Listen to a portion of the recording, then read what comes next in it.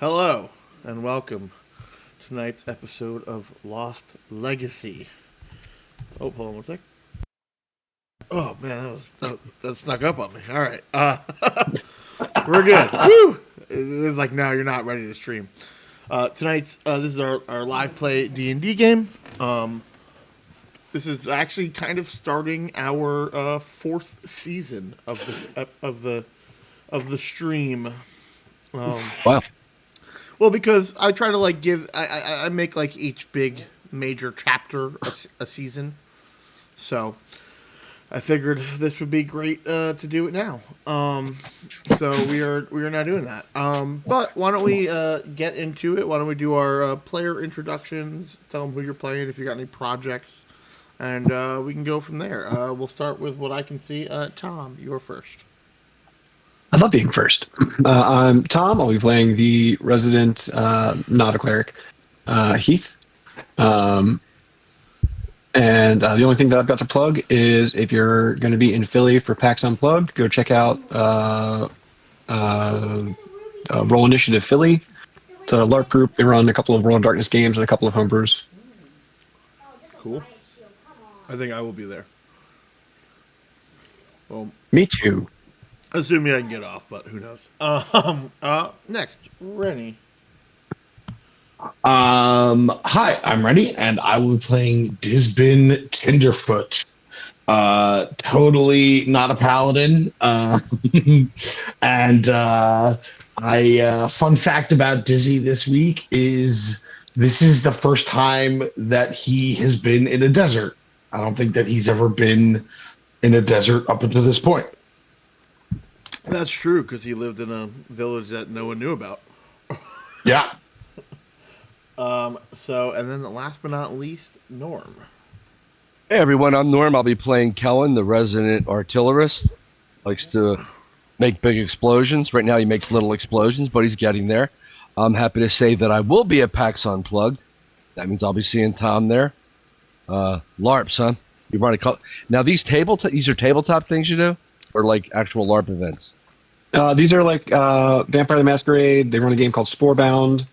They're going to have something running basically at all times during PAX. So if you've got some free spare time, Can't wait to check it out. So I look forward to checking that out. Nothing to promote yet. As soon as I find the graphics for the play that I'm directing in January, I'll get it over to Gene, so it pops up during the break. But in short, it's called Dog Sees God: Confessions of a Teenage Blockhead. So this is basically a play based on the Peanuts characters, but they're in high school, and they're I don't even know if I can drop an F-bomb, but needless to say that they're in that kind of position. Yeah, Gene says I can. You can do whatever the fuck you want. These are fucked up kids in high school. It's going to be a great play. So if you're in the Philly area, you'll be hearing about it probably during our next session. I do think our channel is adult. I think it's in one of the. I also like, Norm, that you're asking now, and we've been cursing the whole time. Yeah. If we couldn't curse on the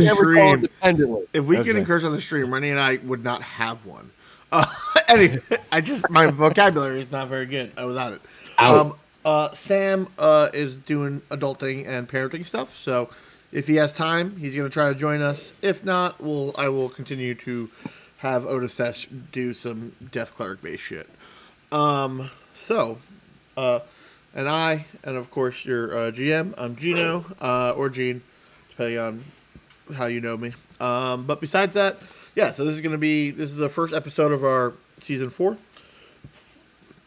Last we left off, our heroes, after solving the hags that were being that Tenebris was using to corrupt the human capital of Castle Grim, after going to the libraries and setting plans to expose Tenebris and bring the cult to the light, which would hopefully burn away the shadow. Their next stop was to head to Fulguratus and the Cumulus Conclave in hopes to rally the Lich Ralford or whatever cursed abomination due to him trying to bring his friend back from death, that doing some pretty bad defiling magic that may or may not have had some horrible repercussions. But the heroes have to get there first, and they've been told a lot that the desert is a dangerous place.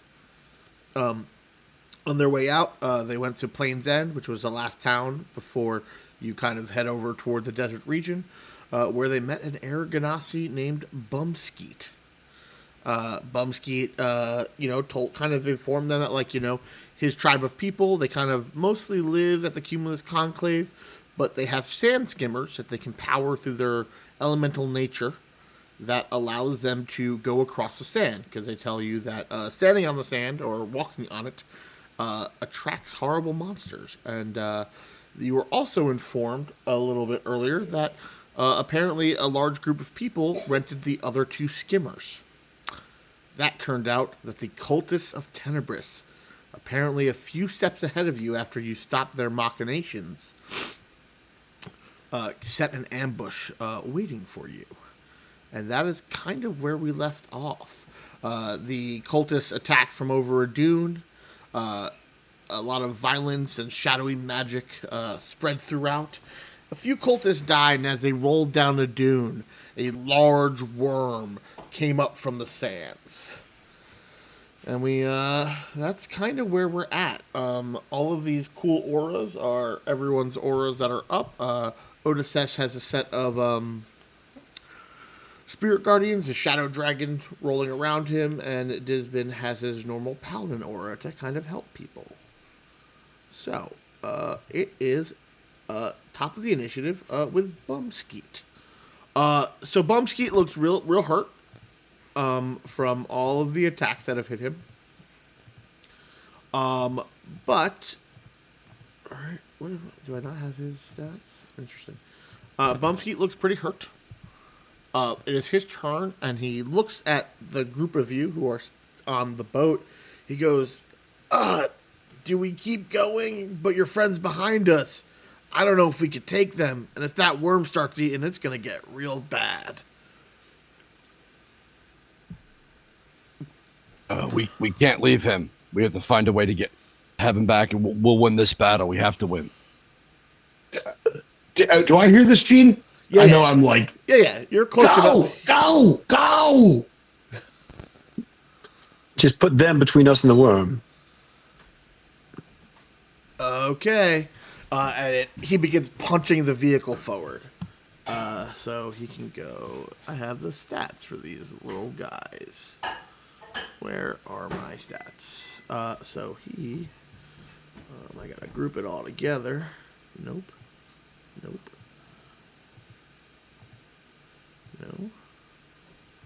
There we go. So, 1. I need to turn you. How do I turn you? Oh, there it is.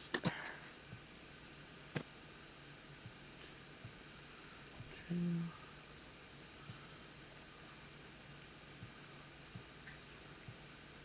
So he kind of cuts it and kind of circles so that you guys are still in range. And that's his interaction of driving. That's his movement.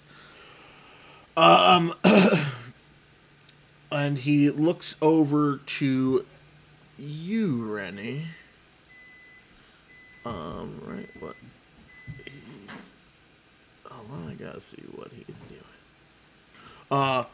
And you watch the energy, kind of the sun radiate off him, and he begins punching forward, and he launches 4 radiant bolts toward the guy you are fighting. Nice. Let's see how he does.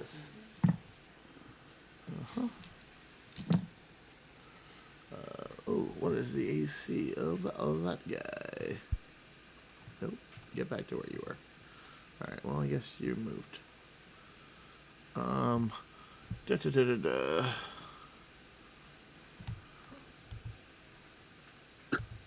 we go. Gene, when you got a moment, it looks like I'm missing from the initiative. No, you're here. You're on 6. No, then I'm just missing on my initiative. Well, I'll let you know when. All right, I'll fix it. Don't worry about it. Okay. 2 of the bolts go wide. 2 bolts strike home. Nice. Yeah. So, it seems to hurt the guy, but nothing else besides that. And that is him. It is Otis's turn. Um,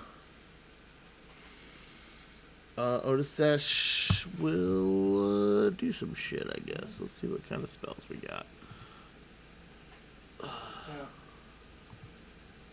Alexa in every room in my house. Are there people who are very hurt on that skiff? Right, there's a bunch of people who are hurt. So the driver of the skiff you're on, Reddy, is very hurt. Okay. Bumskeet is also very hurt. I think everyone else, I'm not sure because I can't see your hit points.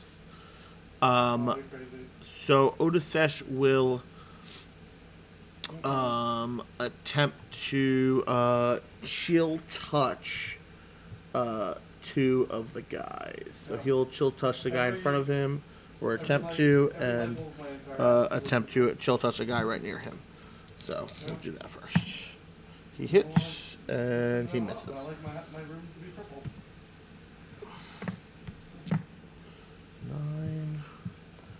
So he does 9 more damage. And you notice that this guy's wounds begin to necrotize as they don't seem like they will be healing. And then he will drop a... Oh, of course he does it.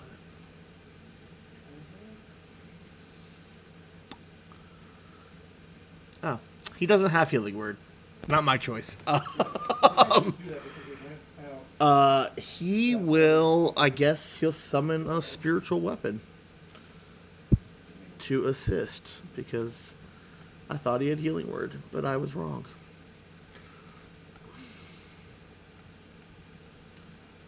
Where the heck are you? Okay. Or this will kind of, yeah, go there. And it will attack.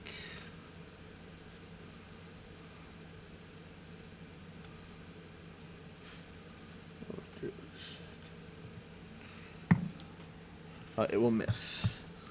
All right.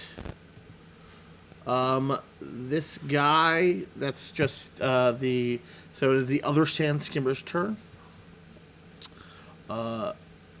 This guy will spend, he's afraid. He doesn't have to run away, but he can't get closer.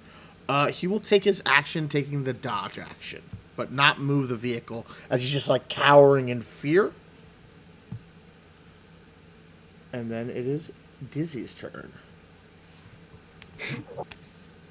Okay. All right. As a bonus action, I'm gonna have the dancing greatsword slice at this guy.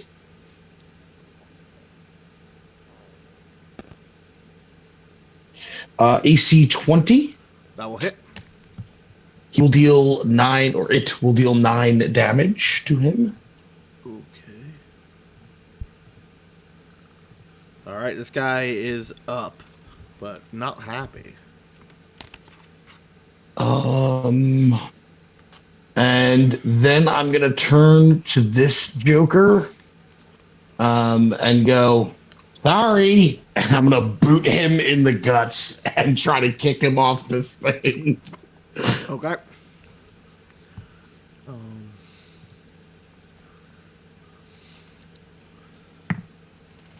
Oh yeah. What we got?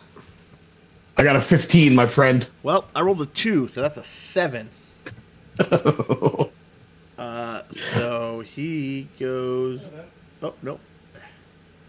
Come here. No, I need just you. Oh, do I have to ungroup all of you?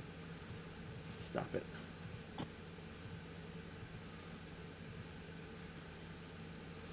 Sorry. I have to figure out a way that I can select this guy. Oh, right, without like grabbing everything. Yeah. Do you need me to move out of the way? Does that make it easier? You're fine.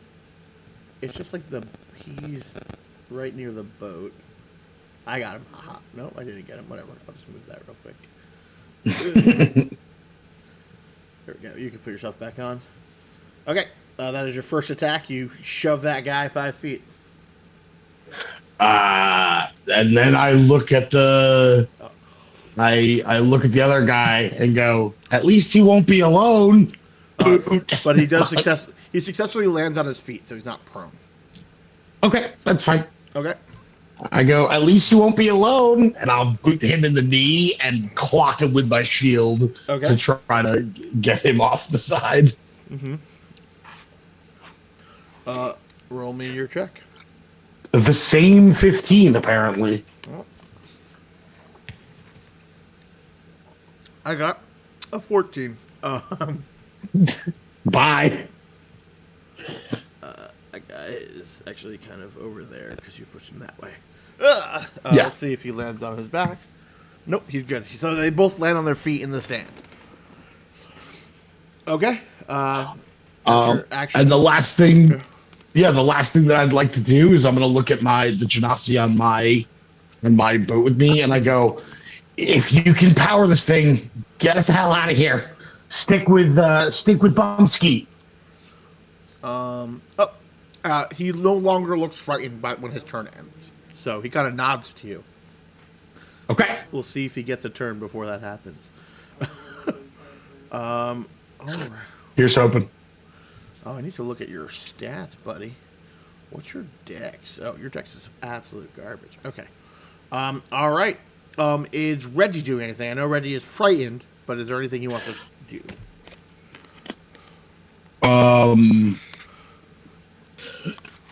Nope. Reggie takes the dodge action. Okay. Cool. Reggie has no actions that are applicable here.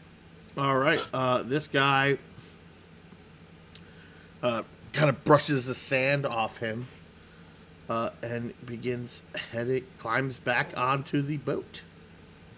Oh, so I wasted my turn? Boo. Sorry, they go right after you. All right, well. Oh, come on. I can't. Whatever, he's on there. Let's roll in athletics to see if he can climb up it. Because they're not the most physically fit of people. With a natural 20, this guy fucking springs aboard. And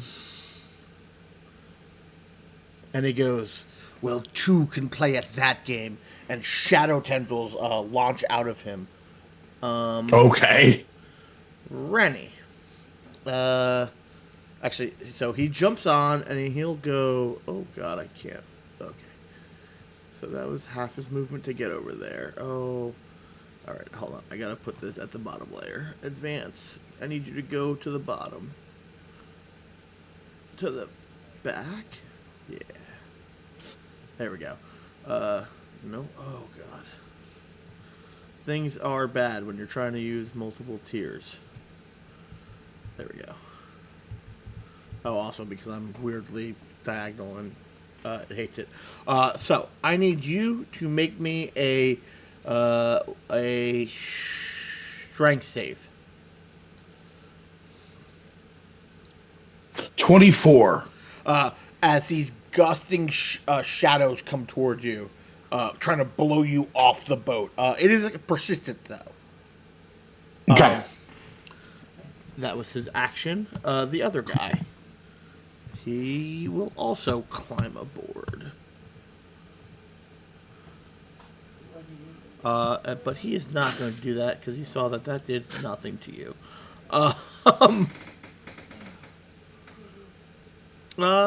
You know what? His hands begin to glow with this like shadow lightning, and he goes to reach out at you. You're wearing metal armor, right? That is a fact. Does AC 21 hit you? That exactly hits me. All right. You are going to take 11 lightning damage, and you cannot take reactions. Ooh. As he shocking grasps you, but I'm flavoring it shadowy. All right, the guy behind you, who you've been really working over, just kind of does not look happy about the life you've put him in. His Whale of Tenebris does not recharge, so he kind of you notice that he has a shadowy scythe at his side, and he is going to attack you with his shadowy scythe a bunch of times. With only one hit of AC 21, the rest are full misses. Okey-doke. Do you have any resistance to necrotic damage? I do not. Okay. Again, this shadow seems to like seep into you, and your wounds seem to be pulsating with this darkness. 25 damage, and you cannot regain hit points until the end of your next turn. Okay. That is your turn. Okay. So people fell off here. You watch the purple worm or the giant sandworm disappear.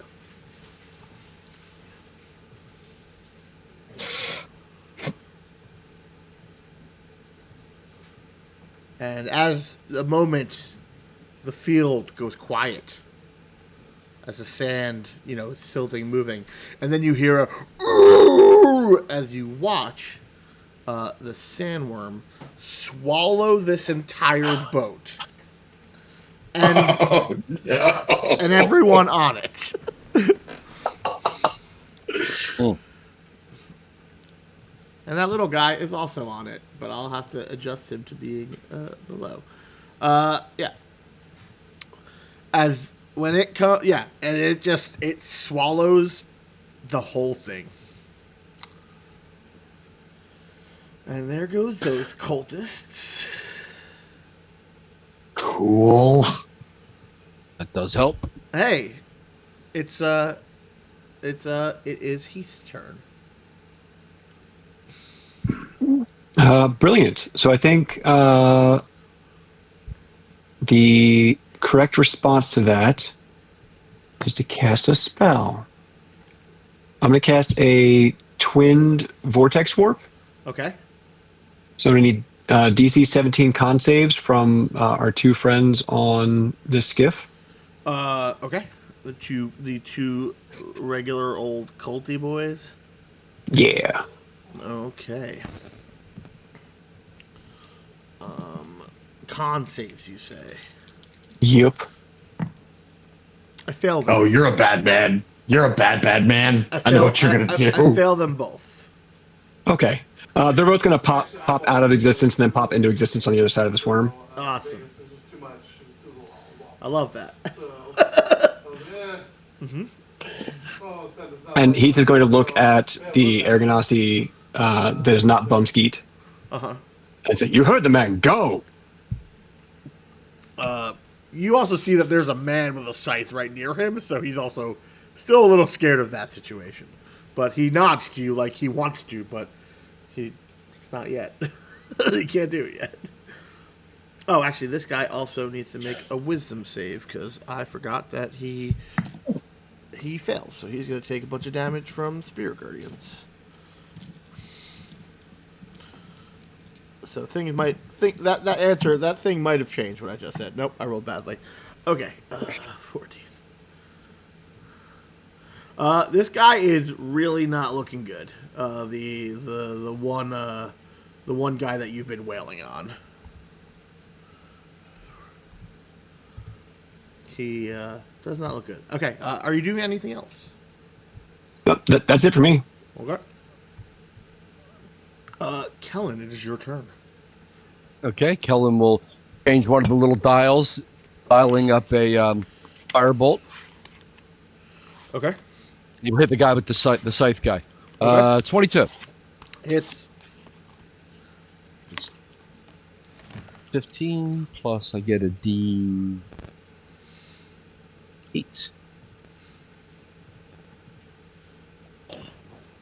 28 fire. this guy.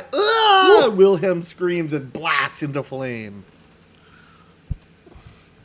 And then for my bonus action, I'll activate my healing 10 foot from me, and that will be for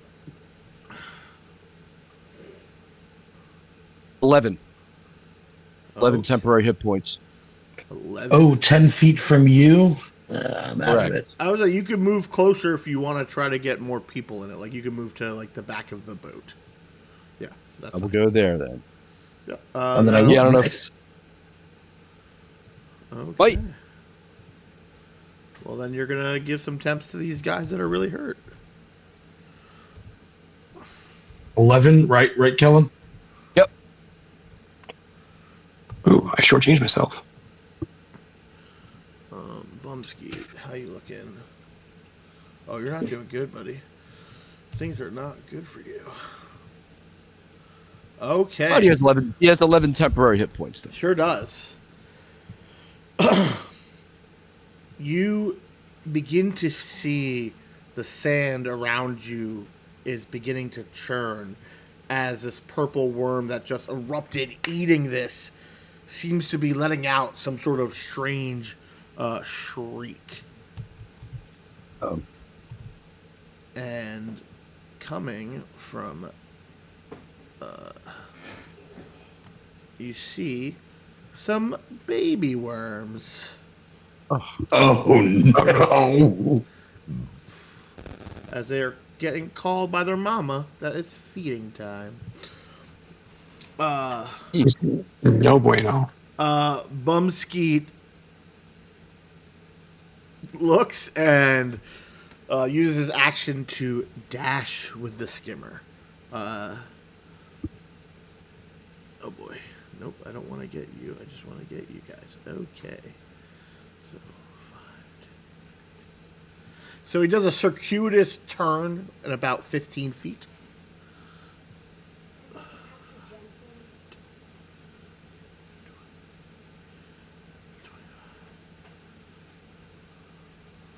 And he gets to about there.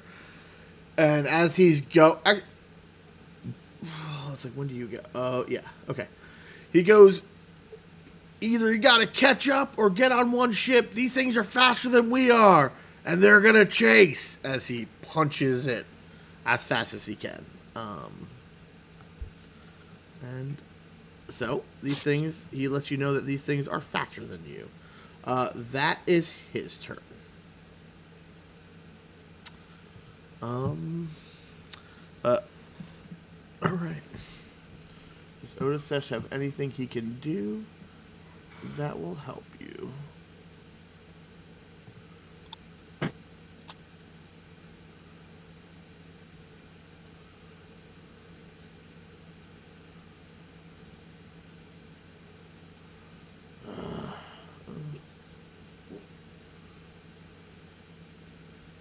Uh, Otisesh goes, I believe I might be able to take one of these. And you watch as the mist of his phylactery begins to glow, and he creates this like cube of strange draconic mist at the purple worm up here. And he is casting Nathar's mischief at this thing. So let's roll a d4. See what happens. With a 1.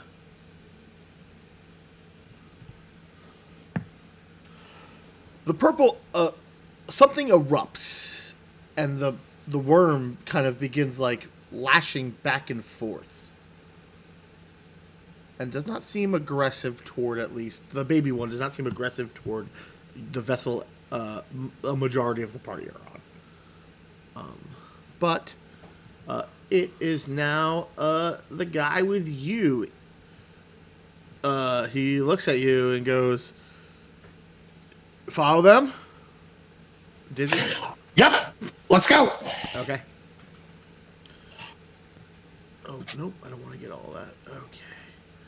So 5, 10, 15, 20.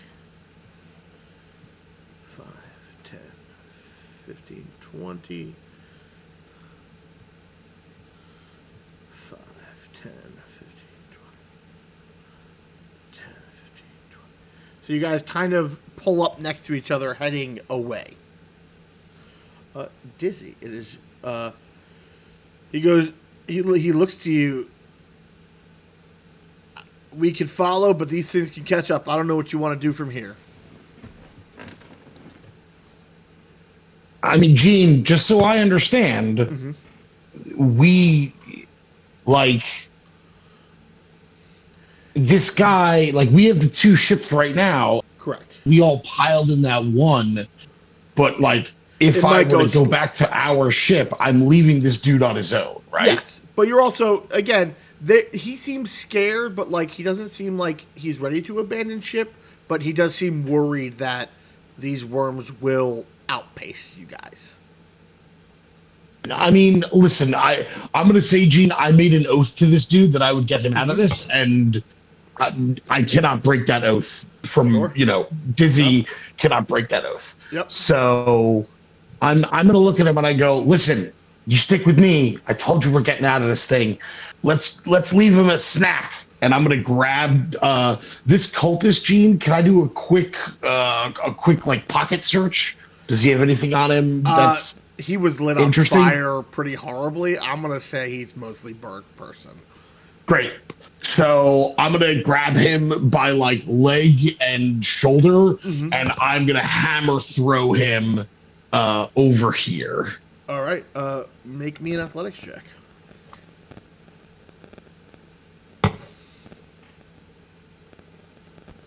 14.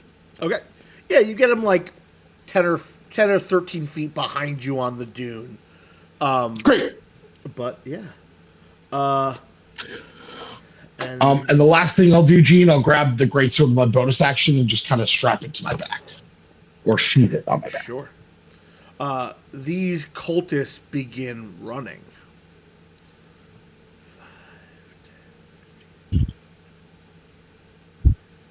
And that's a dash 5, 10,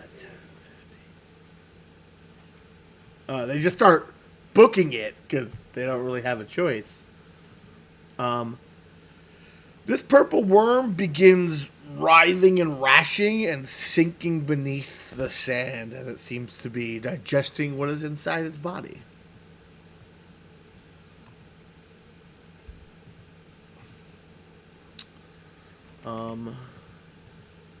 Heath, it is your turn.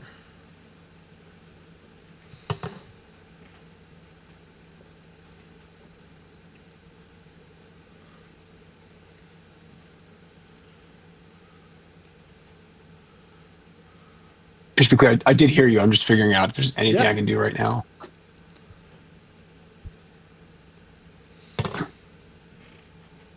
Oh, sure.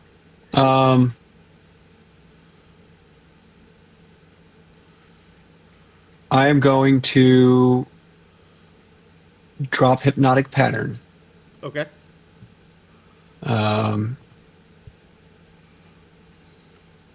I feel like the two worms aren't far enough apart that I can't get both of them in it. It's a 120 foot, 30 foot cube. Make a religion check or arcana. No, make an arcana check. You got it, boss. 18. You don't believe hypnotic pattern will affect them. They don't have eyes. Ooh. Fair. All right, I'm going to ready Hunger of Hadar if anything gets close enough that I am worried they might actually hit us. Okay. Kellen. That probably includes if it pops up under us and hits us. Sure, absolutely. Kellen, it is your turn. All right, the purple one that's behind us and to the left. I'm gonna push the button again, fire up a firebolt. So this one looks like it's kind of distracted by whatever weird aura that Odathesh put on it. So it's not really doing anything. It's like biting the air. Okay, I'll aim at the lower one. Then I'll take a bead on it within 120 feet. Okay. Dirty 20 should hit, correct?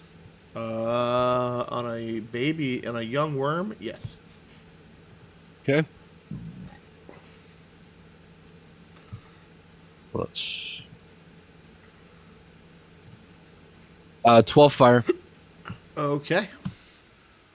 Let me see if I want to do anything else.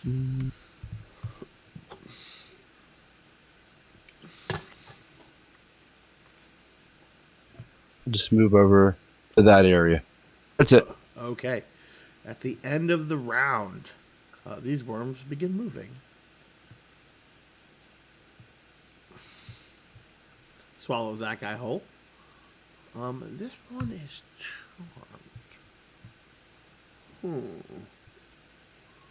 Let me see something. Tremors at 60.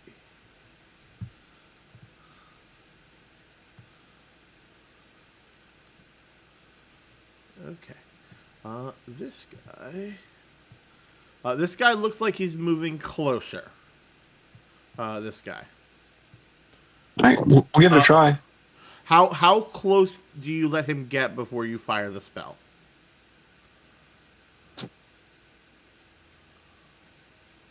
Probably like 15 feet. Okay. So, make an animal handling check.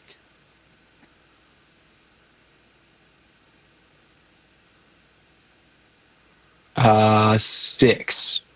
Okay. I'll let you know when you fire your spell. 5, 10, 15. So it moves to there when you believe that it should be that it is likely coming toward you.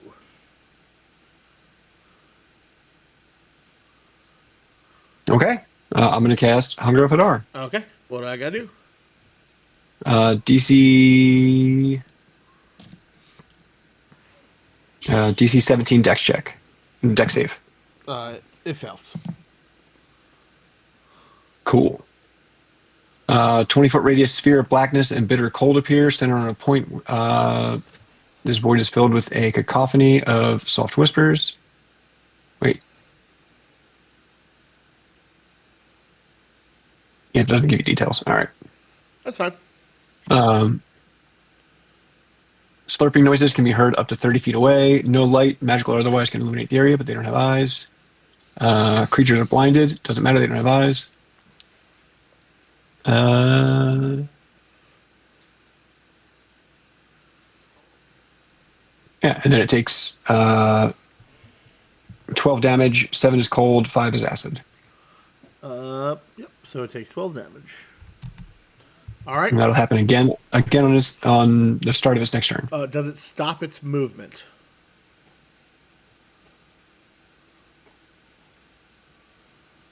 Because it's only moved 15 so far. Nope, doesn't stop him. Okay.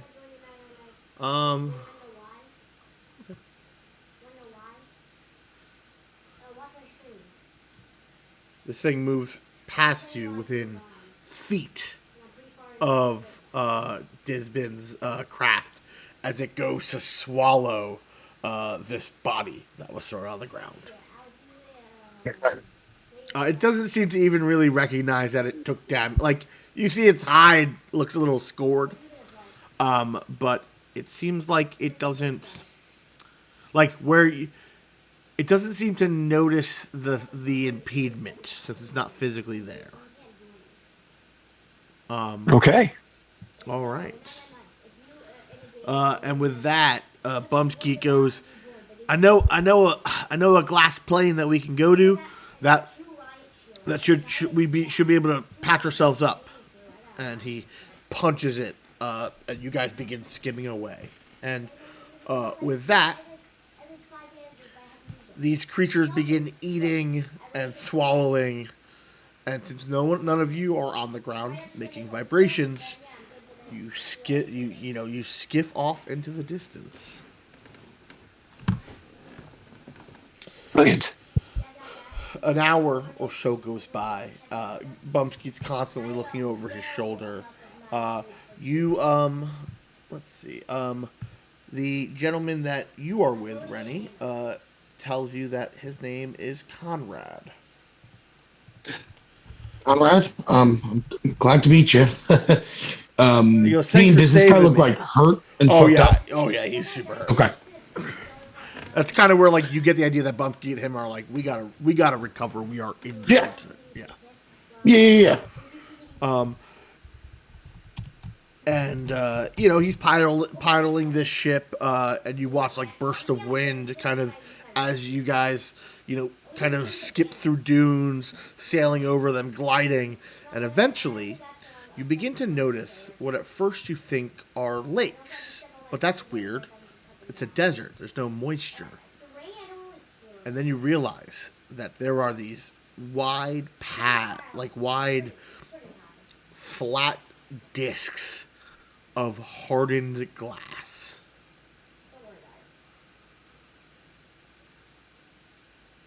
And The hell are we looking at? As you guys kind of begin skidding toward them, and then the skiffs hop up and they move kind of like sleds on ice, and eventually kind of come to a stop. And then as you kind of ask that, Conrad's like, well, apparently, when Fulguratus was formed and the primordials, rained down the lightning that created that tower, the sand hardened like glass. See, there are many critters and creatures here that can burrow through stone and rock and sand with ease, but this glass is made of ancient stuff. It's almost impenetrable, and so we can at least camp on it. And what's weird to you guys is it's baking in the sun, but it is cool to the touch.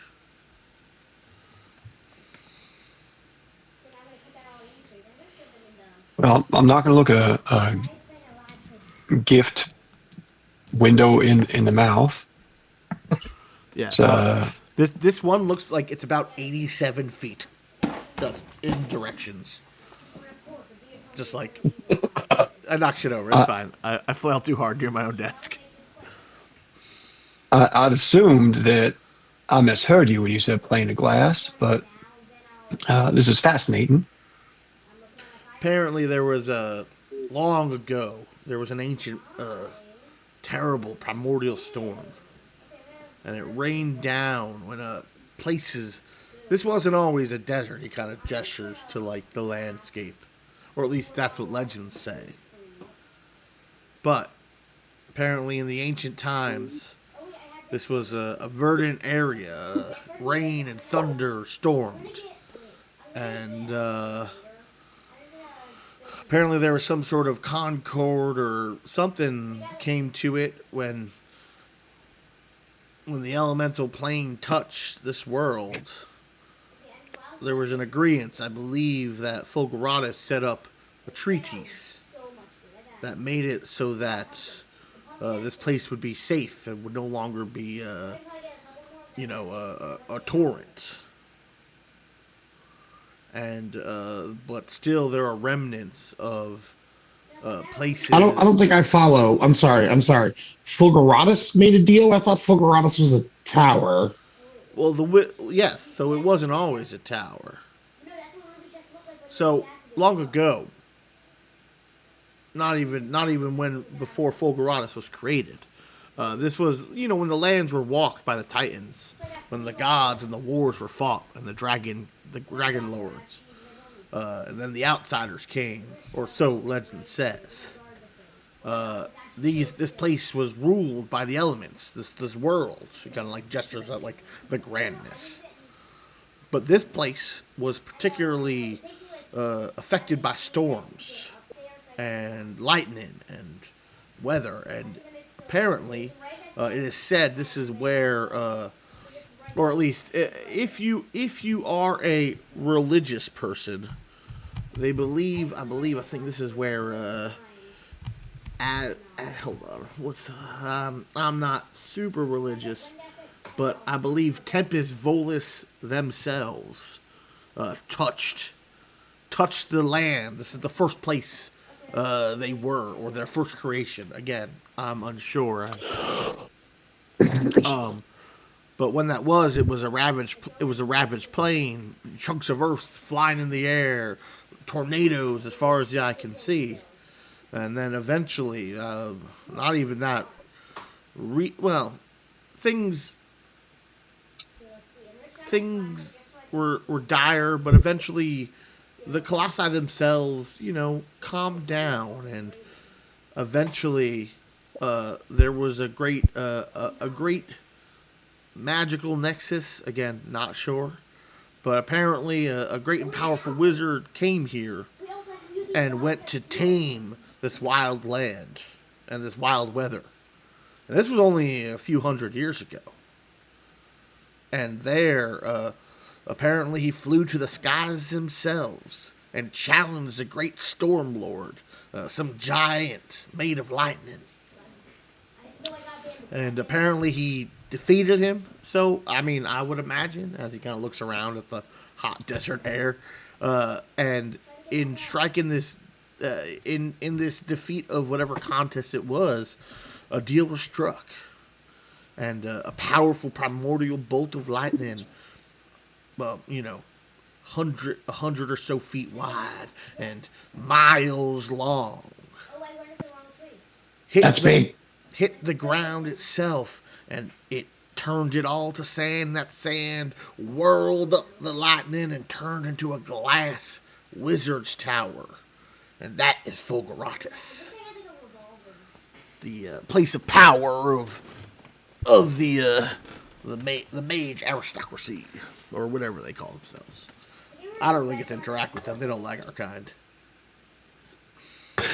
Why not? Oh, they don't really deal with any outsiders, honestly. It's been recently they kind of closed their doors. They used to be a whole lot more friendly, I don't know, 50 years ago. But they've been slowly whittling. They have been really taking students. They still have a presence up in the Cumulus Conclave. But their doors have been closed, barred. They still exchange information with people for magical knowledge. But I couldn't tell you a person I've seen ever go in. There are also no doors, so I could not tell you how you would get in. But anyway, and Bumskeet's kind of just sitting there holding his body together. That's kind of what's telling the story. But we should be safe if we want to lick our wounds, make sure the skiffs aren't too bad. It's unfortunate, and he kind of his head his shoulders kind of go low. One of our comrades has fallen, and their skiff destroyed. Obviously, we ain't getting that back. And Bumskeet kind of nods. It's the risk of the job, man. The risk of the job. Hey, he kind of looks at you, Dizzy. I remember you asking about why you never heard of this place, right? You said a lot of words that I don't understand. So you're gonna have to be more specific. Well, you said magical nexus. Oh, and no. I don't know if that's a disease. No, but... that's Conrad. I'm saying a few hours ago when we first met, you asked. Oh, sorry, Muskie. Why you never heard about the conclave or anything? Yeah. So I actually know that. So there really wasn't the desert's never really been safe to travel. But I can see that. But recently, we've been finding the wizards helped us construct these skiffs before they went into hiding or reclusiveness. But we understand. Really? We have smiths, and we have a special wood up there that lets these be lighter than most ground. How do you get wood from up there? Well, treat me like a child. I don't know anything. Okay, so it's like chunks of Chaldea were ripped up and are floating up there from long ago. Okay. And then all those pieces are now infused with this energy, this element, like myself. But instead of a person, it's the land. And it has woods. Not a huge amount of wood, but enough. Oh. And so our skiffs are lighter, but just as hard as wood. And so we have the ability to kind of hover over the sand without creating. That's neat. Yeah. Do those trees have a name? Are they sky trees? Cloud trees? I just call them trees. but I'm not. But like, you got to understand, there's a difference between like trees and Dizzy like taps the ground and like trees, and he points up in the sky. But I mean, sure, I trees think are trees, I I guess. think they refer to him as the Arboreal Wood. The Arboreal Wood. But Interesting. again, I'm not a lumberjack or a person who uses the. I just have a skiff. I call this a skiff, a sand skiff. Bumskeet, are you in pain, my friend? He kind of like nods, but you notice his wounds seem to have recovered a little bit. I lay hands on him for 25 hit Okay, points, Gene. cool. Yeah, he looks up. He's no longer bloodied. And Conrad is hurt as well. Yes, Conrad will get 10 healing from me. that seems as hurt as Conrad was. Perfect. Um, so, yep. Wow, that's incredible. So, and you know how to get to the Cumulus Conclave. Did you say he like moves around or something? Well, it's kind of centered on the Fogoratus Tower. So, oh, you don't know nothing. Fuck. He kind of like, ah, shit. I should be better at this. Sorry. Most people going there know why they're going and know where they're going. It part of it is there. So there was a part of the deal that I guess Fulguratus struck, or the wizard, the master of the arcane struck with the denizens above, is that they have a tower. They have a magical lift that twice a day. No wait, yeah, twice a day. Once a day it raises, and once a day it lowers.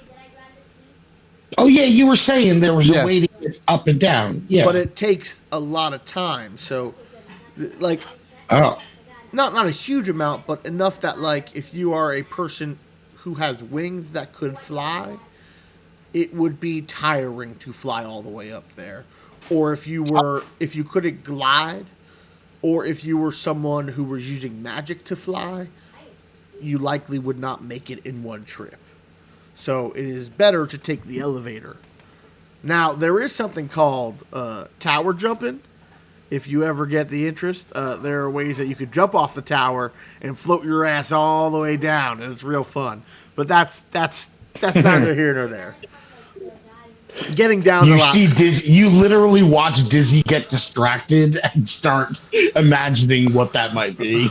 But anyway, recently, people have made their way to here for knowledge, for information, and I guess people in the know seem to know what they're looking for.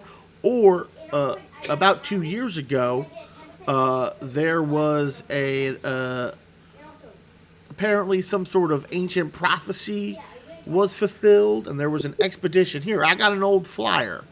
And he pulls out an old flyer for you guys. Cool. I'm going to be literally 2 seconds. Yep. Which is right here. I have to put everyone on. There's an old flyer from about 2 years ago.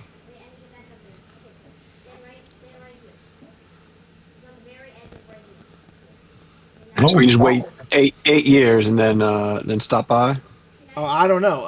Apparently, the diviners of the order of the Cumulus Conclave, they found they were summoning people to come. Apparently, they figured out where it was going to be, and this is the flyer that they kind of sent out. So recently, people have been coming. About 2 years ago, a large group of people started making their way to the Cumulus Conclave. You know if anyone won, so to speak? I mean, people, they all left by like walking on the clouds and wind, and that's weird. But we didn't. I mean, it seems like the monks of the order were pretty happy. I'm not really. Again, not in the know. I'm the guy who gets paid money to take you from point A to point B and risk their life and limb if bad things happen. By the way, this is not a normal trip. I want you to fully understand we generally are fine. Well, the people you saw on the other skiffs, Conrad, the people who were attacking you, those are cultists of Tenebris, and those they we have a long-standing what's the best word? And enmity. We're not. We're Disagreement? enemies. Yeah. Um, and then I need Keith. Please make me a religion check with advantage. Ooh, with advantage.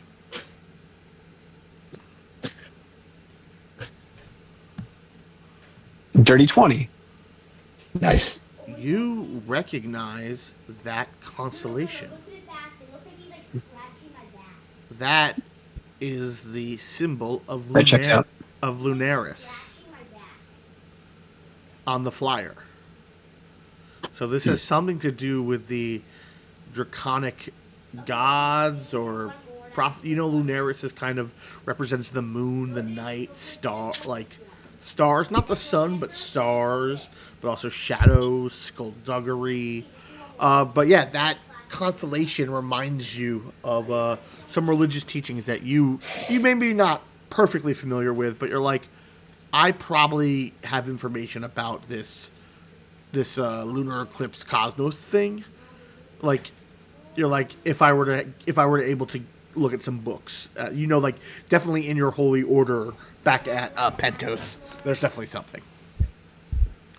So, Well, this is fascinating. I can see Lunaris here.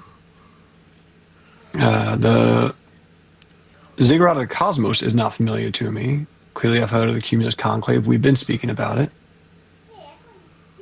oh yeah, I mean, like I said, they sent out this flyer. Apparently, they figured out exactly where the ziggurat was going to appear, which is it randomly appears in the world every 10 years. Sounds like it's not Um, quite so random, though. Mm. I mean, they might be able to tell you up at the Cumulus Conclave that they might have better information. I mean, I'll be the one to ask the obvious question. When's the next lunar eclipse? Well, so there's lunar eclipses, but the great lunar eclipse, I guess, would be in 8 years. Oh. Oh, okay. This was 2 years ago. Oh, This what happened. Like there are right. eclipses, but a lunar eclipse is a little more rare. Okay. I figured, just so we all understand. All right. So are we gonna spend the night on this glassy plane, or are we gonna kind of catch our breath and keep going? I don't know the best. You tell me. I mean, it's going to take us a few days to cross the desert, so Okay. we can either hunker down now, or he'll look around. The both of them will kind of start looking around the skiff to see if they need to repair it at all. I'll help him too because I have some tools, so I'll go make an assessment as well. Make me an int tool check. Okay. Don't have mending? What happened?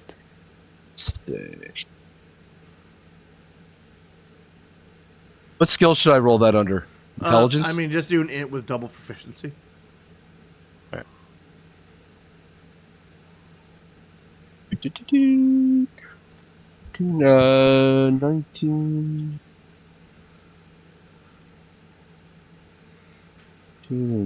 Like 24. So, I mean, it's fascinating. Honestly, I think you get swept away in just like touching and feeling the wood, and like, kind of getting. This is your first time ever being with this, elementally charged object. It's in your brain, just like opportunities and ideas begin popping of like, well, if it has this properties, it can be made to do this and this. Like a shield made out of this would be very light and like so like, but you still help and you're very good at it. but you realize that like if you can figure out how this stuff works and like what their specialties are, like it would be immensely like beneficial to like your studies if you could get your hands on some of this stuff. You definitely think like there are incredible possibilities for you with this material and other materials infused by like planar energy. This is the first time you've ever truly encountered something infused like this planar. Well, actually, no. I think you made the resist. No, you have the ward armor. You don't have the lightning. Okay, yeah. So, yeah, it's like, yeah, like it doesn't remind you of the warg hide because that definitely was like ritually empowered. This is like naturally empowered. It does remind you of you've heard stories of old. Or at least maybe your dad told you a story of like a one time that he got to work with a material known as adamantine, which is like really dense and hard metal that is rare and generally not easily found. But again, that was like stories. He never had any like that he could show you. Well, in the short term is if I look at anything, if I have my tool, obviously, that I can adapt to anything. So I can be pretty useful in getting the Yeah. repairs done, working Yeah, with these guys. you notice these skiffs, while they're a little damaged, they're not too bad. And with your short rest, you guys can all take a short rest. You guys are you are fully able to go. Gene, just so you know, we have a bar of adamantine. Just a heads up. Oh, but it's still rare. So Oh, I don't disagree. I just want Yes. you to know. sorry. Yes, but you've never worked with it. So I'll be working with it soon.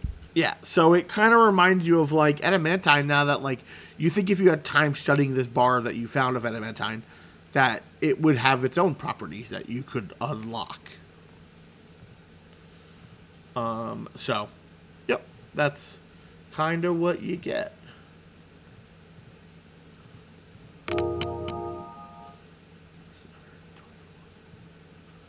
All right.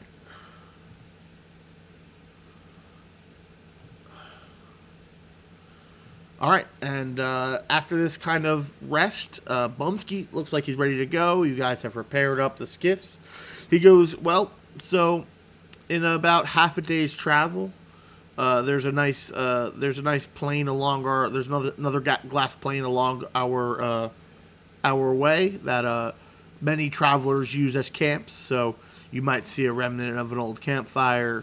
You might see some hay put down, or yeah, you might see some stuff put down over the glass so that it doesn't sap all the cold from you, all the heat from you, which is something that does happen. But yeah, come on. Often we just sleep on the skiff. We just use the skiff and spread out, kind of try to keep ourselves raised from the ground. Bumsky, is there like a manual for this so I can start studying to see how this thing works? It's very fascinating. What? The skiff. Oh, well, you see him. He heads over. He shows you. He kind of shows you. You see this like strange device that seems to be made of this wood, but it has like a crystal in the center, and like it has a rod that comes out that when his hand touches it, it kind of like you see energy flow from his hand to it. Well, Okay, I'm gonna watch him, observe him while he's doing it to kind of get a sense of it, get a mental picture, Yeah. take some notes. yeah, and he kind of talks you through it as you guys can kind of split up on what skiffs you're on, as you guys take off during for the next half day. Everyone, make me a perception check, please.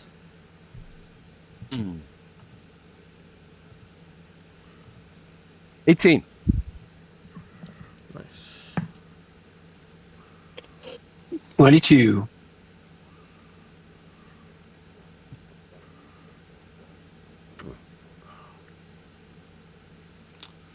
All right. With a 22, Heath, in the distance, and it is a far distance back from the way you came, you swear that some of the clouds have a strange darkness to them. But, like, not like a thundercloud, like a perfectly white cloud has a patch or two or five of black. So is that normal? Is that a thing that we should be running from? As you kind of pointed out, you all begin to seem to note it is so far away. It's only because of these clear skies can you see it. So, judging distance wise, it would be hard pressed for you to figure out exactly where that is. And Bumskeet looks up. I've never seen nothing like that. That's weird.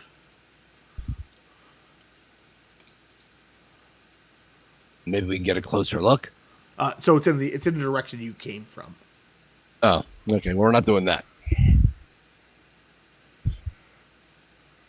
Well, yeah, I've never seen that. I don't have a spyglass, so I can't get a better look. I think I have a spyglass.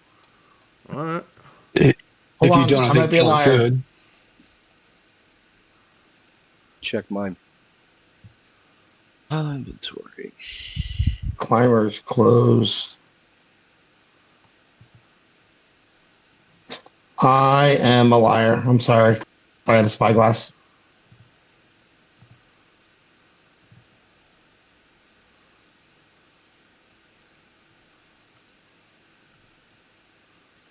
I just squint my eyes really hard and look at it. And you're like, ah, shit! I looked at the sun first. God damn it! There are spots everywhere. No. Yeah, honestly, it's just you caught it because you were very. It just says it's odd in a cloud to see like dots of black. I think we should probably get moving and keep a weather eye on that weather right there. I agree.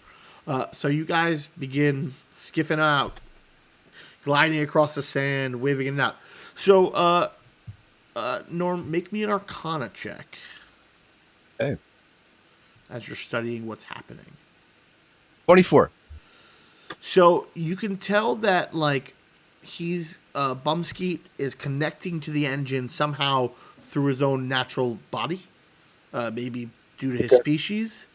But you can also tell that there's a charge in this crystal that is draining. Huh.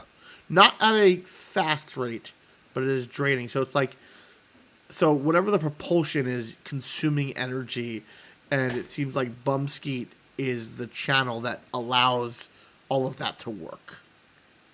I'm just going to ask him, excuse me, I see that this thing has power to it. Do you inherently power this yourself through your connection to the elemental plane? So, I don't think so. So a lot of the items that are made in Cumulus Conclave need to be up there to recharge.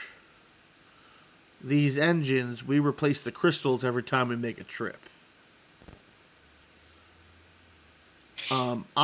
Because of my people's affinity to the air, and his wispy cloud-like hair, we have the ability to kind of create a conduit so it lets it like gust the wind, lets it push out and kind of, and you guys are noticing, like, again, there's a little bit like of an up push. It's kind of like you're gliding across the sand. Like there's no sails, and he seems to just like ruddering you guys as you're like cutting trails, but you're not really leaving much marks, and you're not like fully touching the ground. Okay, I'll continue my observations. Sure.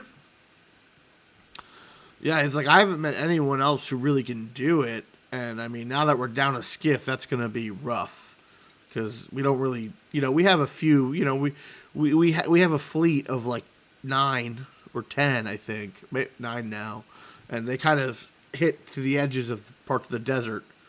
Some people, send us messages saying they need pickups, but generally we kind of shift in and out. My brother, my clan and I. So you guys are, whipping through the wind. A few hours go by. I'll say you notice, like, as you guys are passing through the desert, you see fins, off, maybe like a few 100 feet off, just kind of, and you see like a giant spider kind of like skitter toward the glass as a fucking bulette swallows it and dives back in. And you guys, casually move away from that area, like not causing a stir up. Uh huh. Yeah, traveling packs of bulettes. In the distance, you see a group of these like giant ant-like creatures and a large mound. And he goes, "We gotta watch out for them. They scent mark." And he kind of drifts away. Anyone can make me a nature check if you want to have ideas of what some Okay. of these things are. Yep. Oh, I'm not proficient, but I'll give it a shot. Yep, I rolled poorly. That's a big ant. I rolled well with a terrible modifier. I mean, might be enough. What'd you get? 17. I mean, you're one of the most worldly besides Odisesh. You've heard of these creatures? They're called onkegs, and they are giant acid spewing ants. And that apparently, if you can get some of their like milk, you could turn it into a gross drink, a gross alcoholic beverage that's slightly poisonous. But yeah, I mean, they are desert creatures. They generally, and you guys are kind of seeing that this place is dangerous, and that you think crossing the desert on foot would be the worst idea. And then after those a few hours go by, you see the sun beginning to set, and that's when he's like, "All right, I think we're almost there." As you guys kind of come over dune, and you see almost like a half-mile wide glass plain. You see small tents on it that seem to be weighed down by sandbags. Because, as you know, you can't pierce the glass. Um, and you see like small yurts kind of set up in not like 20 people, but definitely like two or three yurts and one like large pavilion. And you see like two or three people meandering about. Um, you see a small fire with like roast and pits, and you see like something cooking over it. You guys begin kind of, you hop like the glass like ramp, and begin kind of hovering over it to it. As you get within, like a few 100 feet, you begin to slow, and with practiced ease, they kind of do that like hard like slide, and you guys end your momentum, and you're within like 100 feet of this small encampment. They do a sweet Tokyo drift. Pretty much. Brilliant. And you can definitely see that there are like markings of sand where you're assuming they've done this multiple times. Like over. I guess as we get this close, I just want to. I'm going to stick with Conrad, I guess, and I just go, Conrad, are these your people or are these just other desert travelers? So these are generally people know we make these trips, and so it's kind of like a tavern. It's kind of like they're desert folk who have made a living. They hunt, near the plateaus that they're at, and they're gonna charge you so much money, just truly an exorbitant, because you don't really have any options. But Yeah. they're good. I mean, Gene, did we bring food and water in? Yeah, Like that's a thing we did. You absolutely did. I'm asking, like, are we truly at their mercy or yeah? Yeah. Um, you guys are and probably sorry. okay. You guys are probably about No, you go. You're halfway through your water, so you probably have another day of water. Which Bumskeet said that's fine. That we're stopping at an oasis, half a day further, so you don't have to buy water from them if you don't want to, because they will charge you a ton of money. Anything to avoid? Just any like big no-nos? I mean, I don't. No. Just be nice. Yeah, they see travelers all the time. They're definitely here for your money. So just be aware that you are getting ripped off, but they love to haggle. So if they offer you a price, don't just accept it.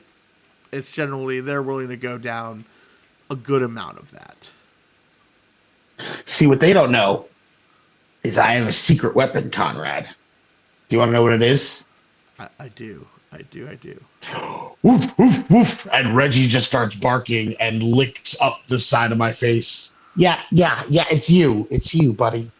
And Reggie just kind of stands there, mouth open. Everyone loves a puppy. That is true. I mean, you will get some exotic foods, and I hope you guys have a tolerance for spices. Finally, something with flavor. Yep. So Bumskeet and Conrad hop off to the skiff. They obviously look like they don't care because they know that no one's going to steal it. Because they can't. And you guys begin kind of moving your way toward. You see 2 or 3 like dark-skinned individuals. They are wrapped up, turbans covering eyes. They seem like travelers, people who are nomadic and live in the desert, on the desert, and on these like glass plateaus. This robust man with golden jewelry comes out and goes, "Welcome, travelers. It has been a while." And he kind of looks at Bumskeet and Conrad. He goes, "Where's your brother?" And they kind of look down, and he goes, "Rough desert, rough sands. I'm sorry. Please join me. This is my lovely tavern, I guess would be your parlance. We have food, we have drink, we have places to stay. Private, of course, if you wish. Are you staying with us for the night?" I believe we I are. believe so. All right. No, I think we're gonna stay, right? Mm-hmm. All right. Well, that's good. We have some aloe tea. We have some Ankeg wine or Ankeg brandy. We're cooking up some scorpion stew right now. But it's delicious. It's delicious. But if room and food for the evening and drink will be 10 gold a person. I feel like we haven't even introduced ourselves, good sir. I'm Disbin, and this is Kellen and Otiseth, and this is Heath, and this handsome young man. This is Reggie. Pat. I am Halcide. Halcide, lovely to meet you. Do you shake hands? If you shake hands, and he gives you this like big, huge-handed, very vibrant, very happy shake. "Well, I see you are a group, and you look so harrowed, and you came with my good friends. Because you are friends of my friends, I could go to 8 gold a person. I'm generous, if nothing else." I'll kind of look at everyone. I mean, that is certainly a generous offer, Mr. Halcide. Don't call me Mister. We are friends. I'm Halcide, your friend. Friend Halcide. Yes. I smells. Never had scorpion stew, and my mother was quite the excellent cook. So I'm looking forward to trying new dishes, but 8 gold a person is quite steep. Since we are friends, as you say, perhaps 6 gold a person would be more friendly. Oh, but I have to survive. Hunting scorpions is a troubling job. I could go to 7 gold at the lowest. I whisper over to you, Helen, "I'm only doing this because they said he likes it. I would never haggle otherwise." Yes, you wouldn't want to offend him. He's got a living.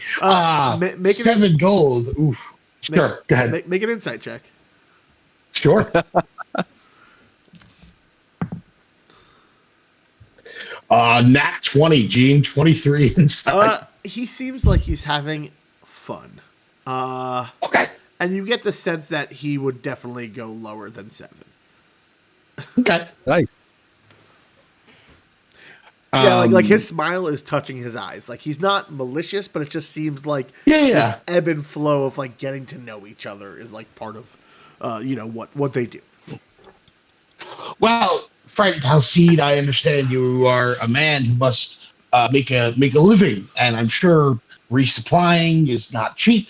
And I would not want to offend you, but my purse is only so full. How about we settle at 5 gold a person? 5. You were 6 before. How about this? 6.5 gold a person, and I will feed the dog all he can eat. Well, I am gonna put that to the test, my friend. 6.5 it is. Your hands shake. Every like there's a small like you feel like just a revelry in the camp. And then you hear the sound of a horn in the distance. Ah, the hunters have returned. Excellent. And in the distance, you see a group. Like it's hard at first because you would expect to see a group, but you see one person, and then you realize that they're walking all in a line, and To hide their numbers. they're wearing these strange shoes. They almost look like snowshoes, but they seem to like go over the sand, and it just kind of like move through it, almost like it leaves almost the same kind of tread as when the worms like burrow underneath the sand. Hmm. As they're carrying what looks like a giant scorpion. Wow. Like How I've never many seen people this. are there once they get closer, Gene? about 12. And it's like you see some like harpoons in it. It's netted up, like it's netted. It's already like kind of deflated. And they kind of come in, and now you realize why there's like so many yurts around. As it seems like they do this kind of small feeding and entrepreneurship. So money is exchanged, and you guys are brought into the large tent where you see it is set up like a tavern. And there are small, curtain, canvas walled off sections that looks like it makes a set of many room, like 4 or 5 to 6 extra rooms that you can like rent and clothes off. If you, he goes, yes, please put your things down. We will wash your clothing and everything. We will have a bath ready for you as well. You must have had a sandy journey. That does sound lovely. It's also at this point that you realize that Bumskeet and Conrad are not with you. Um, oh yeah. I mean, a meal and a bath and yeah. I mean, honestly, I think I'd like to sample the local customs, as it were. And I guess if there's our room so we can change, I don't Of feel course, like it's of course. appropriate. And like I'm wearing full fucking plate mail. I'm like, Yeah. So um, so you're shown to your room. Inside your room is a cot that is raised off the floor. There are rugs, tons of rugs at your feet. So like your feet are not touching the bare glass of this place. There's an armor stand. There's a small chest. There's a wash basin, and then obviously like a bucket for other stuff. But it looks really nice, and you notice that you all the sheets and like are like silks. There does not seem to be Hmm. a lot of like wool or fur. Uh, nice. well, I'd say the rugs are a little fur, but you're getting that they are some. You don't think they are a mammalian fur. Okay. Yeah. Dizzy will change into his newly acquired desert Yeah. clothes, taking his armor Most off and definitely. getting comfortable. Yeah. At that time, a young man will as you begin to leave, there will be a young man who will who greets you. He goes, "Hello. Uh, uh, I am here to help bathe you, wash your hands and feet from travel." Who's he talking to? Me? Yeah, you're the first one who comes out because Eh, Um. n- no, no, thank you, sir. I can wash my feet. he looks at you like you're odd. Uh, Please allow me to at least wash your hands. Um. Okay. I look at Reggie. Oh. Yeah, Reggie's like, Oh.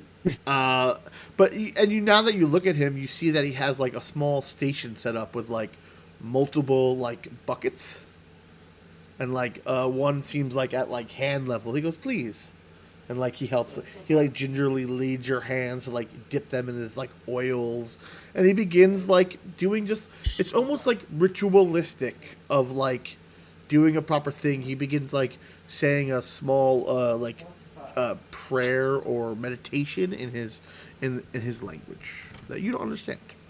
Um, and then eventually, if you don't let him wash your feet, he's okay with that. He goes, "We just have customs when handling our food and eating with friends and family." Okay. And and it smells very nice. It's very fragrant. Whatever he has used. I mean, that was nice. My hands feel sort of soft. Yes, yes. Please, please. And he kind of like gestures you, and everyone is also kind of treated to that similar treatment if they're offered to have their hands and feet washed. If they accept, they don't have to. Yeah, Heath's I definitely will on board. accept. Yep. Okay. Yeah. Hands and feet washed. It is very nice. You guys have been wearing boots for many, many months, many years, walking. It's rough, and it's like being treated. It's like a nice process, and kind of like it's like at first it's like you're in this tavern, and now you kind of feel welcome. Like, oh, they're like, oh, you're in my house here. Like I'm treating you as one of us, and you are definitely getting that. That's the feeling that they're trying to project, opposed to being like, hey, you are outsiders here at our tavern. They want you. You are now part of the family. You are treated not just as a guest, but as a family member. While you are under their tent. As you guys, you know, spend the night, you're treated to a fine meal. You're offered like a cactus or an aloe-ish tea. It's kind of like a chunky sweet water, but it's very hydrating. Ooh, chewy. Yeah. It is not. It is cooler than room temperature. So you're guessing that it's like stored by the glass to kind of like drain the heat out of it, but it's not like ice cold.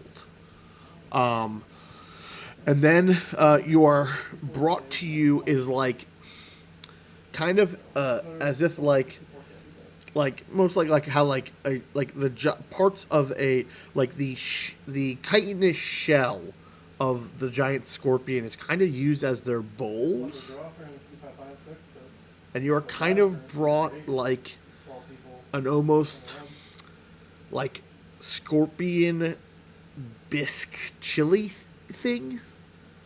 So it's definitely like milky, but it's probably not milk. But with like chunks of like scorpion in it, it is very spicy. So almost like a yogurt, probably closer to.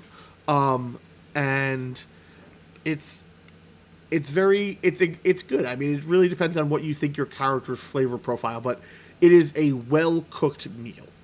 Um, and if it is too much for people, they seem to have alternate servings of non-spiced food, just in case, because they know a lot of people aren't used to these exotic things. And then the drink, which they warn you is very potent, is they have an onkeg like nectar. The stuff they tell you is very strong, but it apparently it is hardy, and it makes you strong and able to handle the desert no matter what comes at you. I'll try one.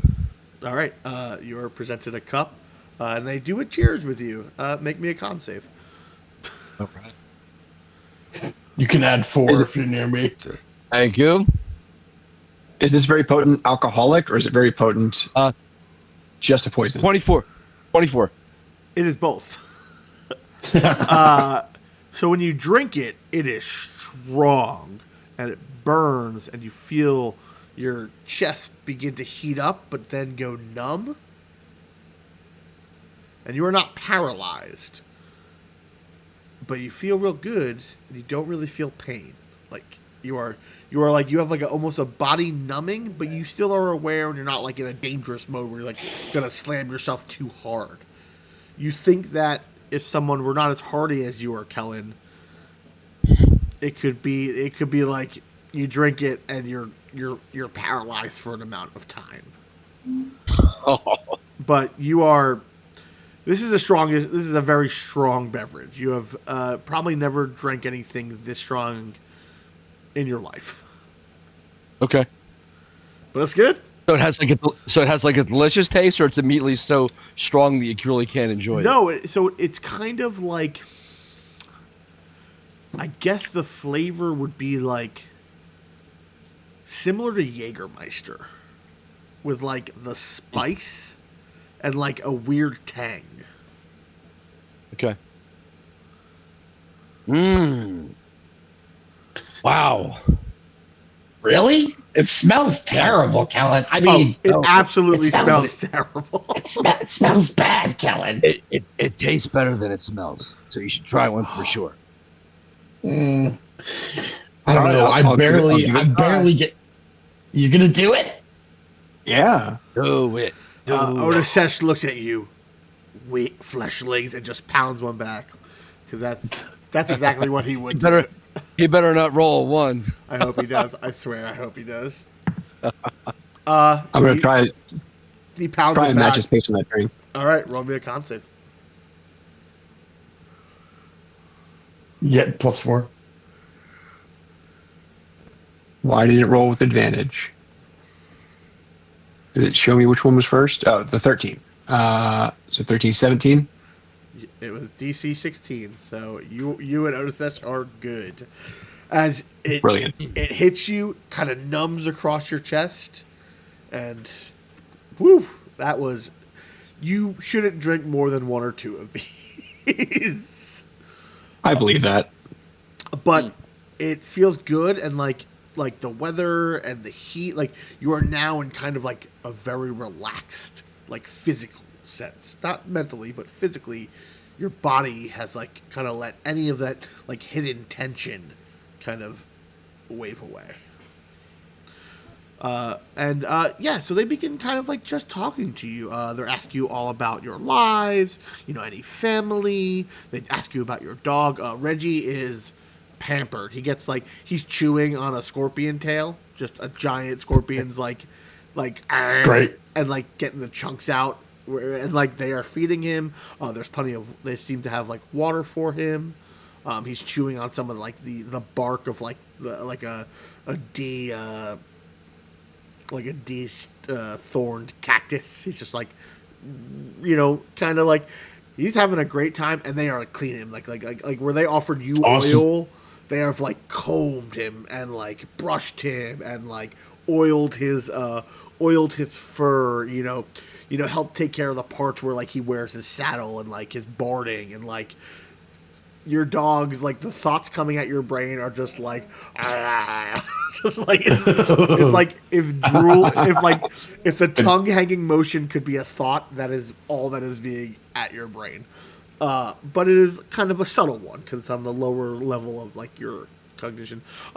Throughout the night, you do see Bumskeet and Conrad, but they don't stay in the inn. They seem to be interacting with like the hunters and like the people of this land, as like they seem like much more familiar faces, and like like they know a guy, or they know one of the, or like you see Bumskeet kind of go off with one of the younger women that's part of the part of the hunting party, like, and they go to the separate yurt or whatever. It's got a little side piece. Yeah, he travels all across the land. But After dinner is served and you guys are kind of relaxed and you've told a bunch of stories, and Hasid is he's a generous host. Anything you ask for, he is there. You are introduced to hookah if you are interested, but again, nothing is forced on anyone, as you are getting like favorite fragrant water pipe smoke. I think Dizzy is pushing the envelope, not when it comes to hookah or wine or onke, but he wants spicy. He wants to know how spicy it can get. Oh, you want to see if your goblinoid constitution can handle it. Well, my mom seasons things well, but she doesn't put heat on it. And man, that tingle, whoa!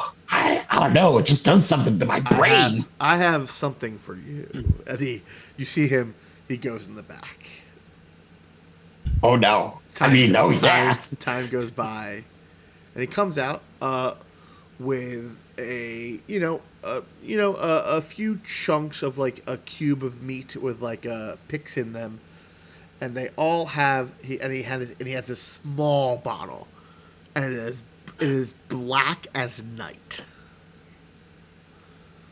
and he takes a dropper, and he stands away from it, and he squeezes one drop, and it goes onto one piece. He squeezes another drop, and it goes onto another piece.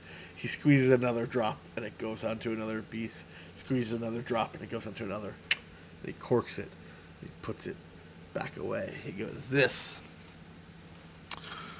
is a spice extracted from spider venom. Giant spider venom. That's how we make the rugs. Oh, interesting.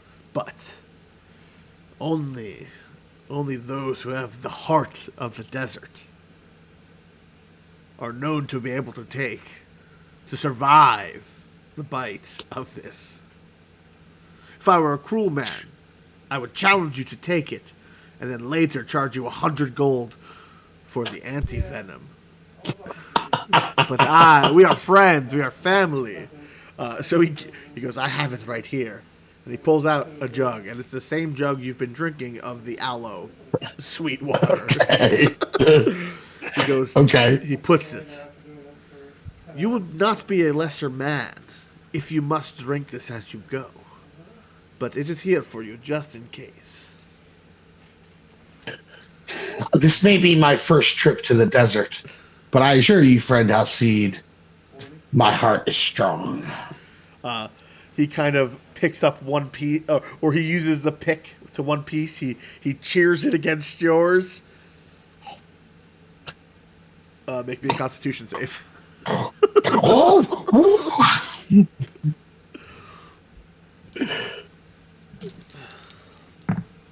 That's some good spice. 24. He also got a natural 20. Your green turns a little purple, and you are sweating. And it is cold this night. And he looks you in the eyes, the fire sparkling across it. He grabs the second piece, cheers it to you, to your health, and to your adventures. And, To new friends. all right, give me another one, but at disadvantage. Incredible. 18. Wow. It begins to overtake you. As spice compounds, you didn't let the first one culminate at its highest heat point, and you regret that now. You hold it and you go as long as you can. Your tears hurt. Your sweat. He goes, and he immediately pours you a cup. There's no shame. And he passes it to you. He has not broken a sweat. My hand like shaking. Halcyon, I need you to know, because we are friends. I was once lit on fire for a very long time. This is worse than that. I Yeah, and slug back the drink. you slug it back. It's not enough. He pours you another one. It's hot. It's hot, but eventually, after you drink a whole pitcher, and his wife brings you another pitcher, and he goes, "It is Disbin, the Fire Eater," and everyone like puts up a cheer to you. There's some songs raised in your honor for conquering the Queen of the Spiders, and like things are made up and tales are told, and it is all in all a very pleasant night. Those of tactical mind will notice that maybe you go for a walk. You also get your bath and stuff. But those of a tactical mind will notice that there are people, patrolling the glass plateau you're on. You get the idea that's like the reason they don't have like fences and other things is because of how the material of the plateau, they would hear anything on it before they would, that they don't worry too much about threats because most of the threats that come up from the sand or beneath, if they were to move on here, they may not have the greatest of time walking across a flat plane of glass.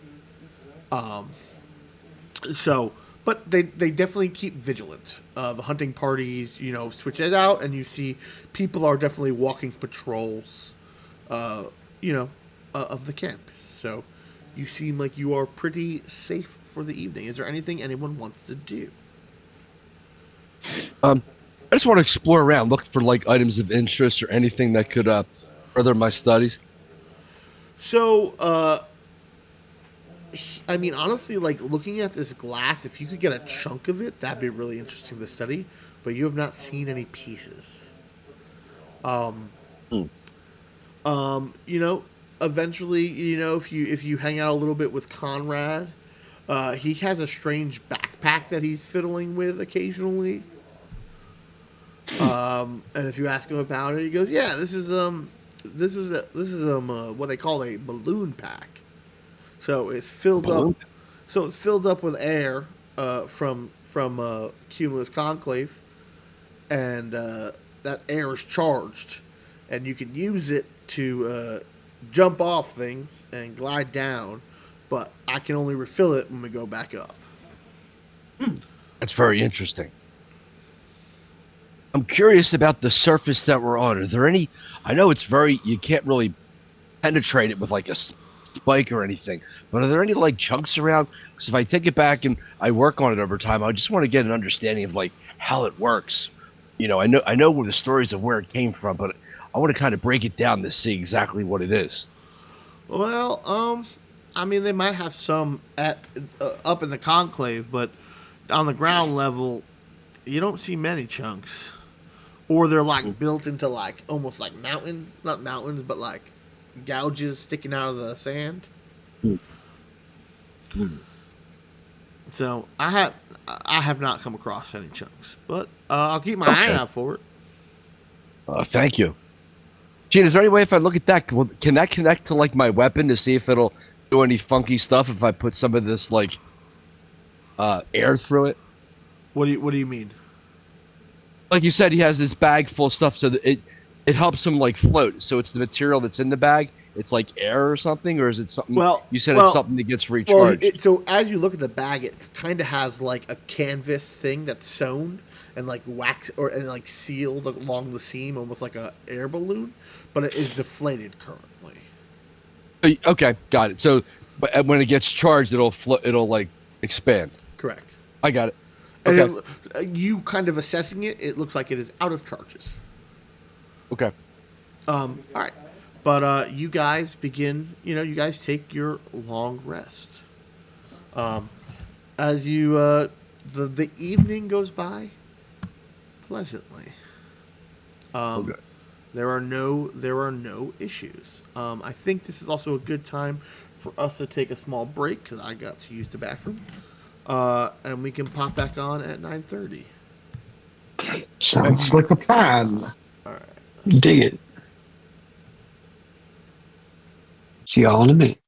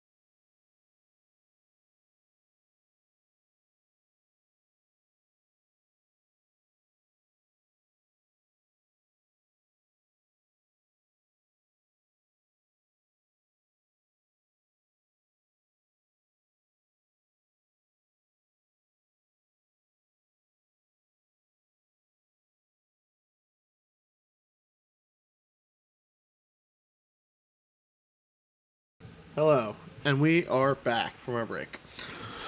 All right, so you guys, awaken to the desert sun.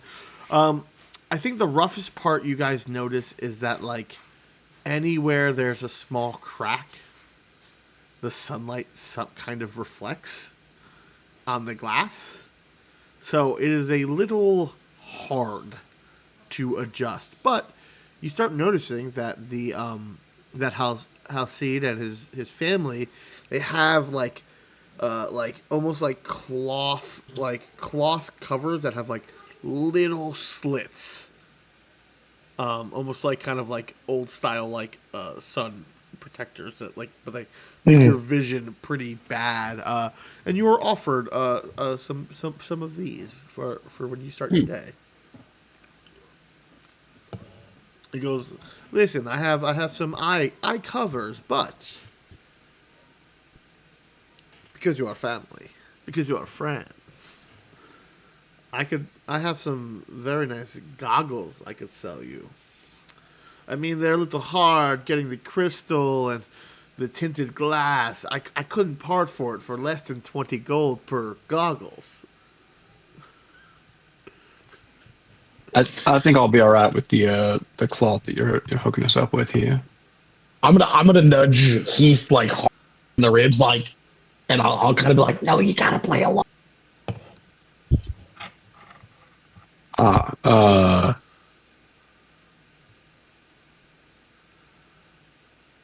It's just looks at his like if very you, light coin if, purse. if you don't want to buy, it's okay. I know it's a luxury, but I thought that since you were such good patrons, that you might consider at least picking up one set of goggles. I'm not saying for all of you. I mean, you're apparently not rich, as he looks at his light purse. How does 5 gold sound? Oh, 5 gold. You're breaking my back here. My family, how are we going to eat? We could barely. 5 gold. I could not go less than 17.5 gold. Excuse me, sir. I have a platinum piece. Perhaps you would consider that. It's a little less than what you're asking for, but I think a platinum piece would be pretty fair. Oh, platinum piece. But you know what would make a platinum piece very nice? 3 gold attached to it. Uh, It would circle it and I'll, make it feel very nice. Like the moon being encircled by sun rays. Kellen will count out 2 gold to go with the platinum piece. Is this close enough? Oh, you made like a. Oh. He sighs, just really exaggerated. Only because we are such good friends. And you, tiny little man, were the first to drink the Ankeg nectar. He kind of and he's holding you by your cheeks. He goes, of course, my friend, we could do that. And the gold, Okay, and the excellent. platinum, and the gold disappear. And he pulls out Platinum and 2 gold. a set of like tinted goggles Okay. that he had on him already, apparently. Okay. It was a platinum and 1 gold or 2 gold. I forget. a platinum and 2 gold. Got it. Okay. Money has been removed. Yep. Goggles. Got it. Yep. You can write tinted goggles. Okay. They don't really do anything but look rad as hell and protect your eyes from the sun. Okay. They look rad though. They do look rad. He goes, and for you, sir, no, these are magical. So, you got the good stuff. And he says to you a word, which in his language translates to lighten and darken. He goes, if you say that, they will tint and they will untint. These are mine. You just paid me 12 gold. Oh, whoa, that's awesome. Tint and untint. Yeah, I don't know what the word is, but yeah. So the moment you say lighten, the the Lighten? darkness goes away, and you say dark, and they darken. So I will say Okay. this: it is a common magic item. We don't need to. I can make it up eventually.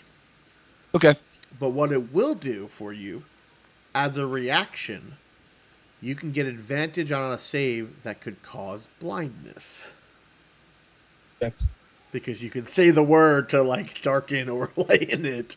So if something is like a flashy thing, we'll figure out where it can be used. But the idea is that it is a you also and like Kellen, I think for you kind of think of it like this. These might work also really well for you if you're doing like magical welding. Like Mhm. these can kind of be like welding goggles. Okay. So Awesome. yeah, you can add that to your sheet. That's a cool little thing. Okay. Um, and yeah, so as you guys kind of get up in the morning, Bumskeet and Conrad approach you. Um, Bumskeet's like, Hey guys. "Hey guys, things are good here. I think Conrad's gonna head back. It Hey. seems fair. Um, just cause gotta recover, and he said he's seen a lot, and he'd like to take a little time. So I'm gonna take us the rest of the way, like we've already hired." But Conrad appreciates, and Conrad's like, he like shakes your hand, Disbin. Thank you so much for helping me. I really appreciate it. But I'm gonna head my own way. I need some time.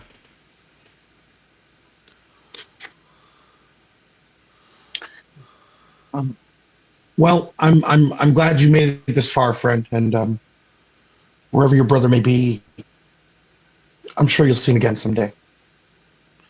I appreciate that, and he bids you guys a good day, and he takes off, not back the way you came, but in another direction.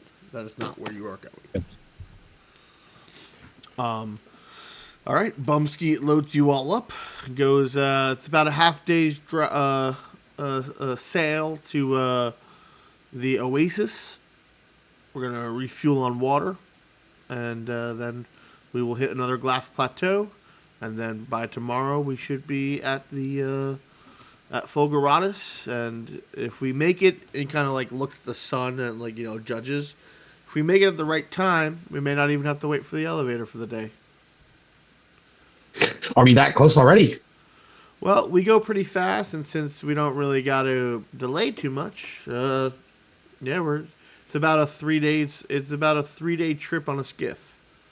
If you're going fast, and we're gonna go fast. Hmm. Oh, Um, splendid. Okay.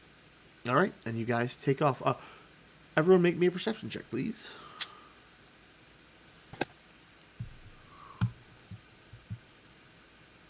A 6.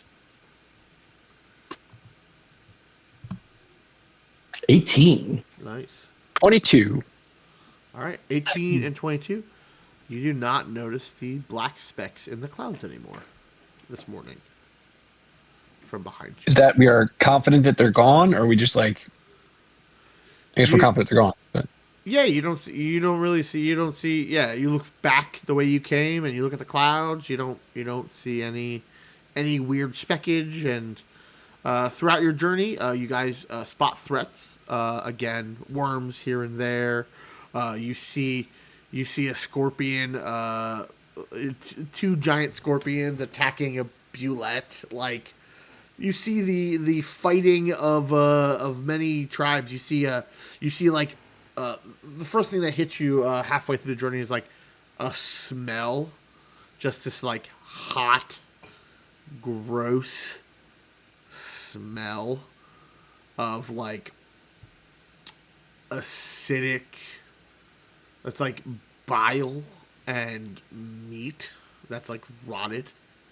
And as you got, it's in the direction you are heading, and as you kind of head over a dune, you see the carcass of a sandworm, uh, and you see, I don't know, 30 onkeg ripping chunks and creating this like line probably going, half a mile away. You just see lines of them as they're coming empty, leaving with chunks, coming empty, leaving with chunks, and you guys make a really wide berth, but the smell is not pleasant.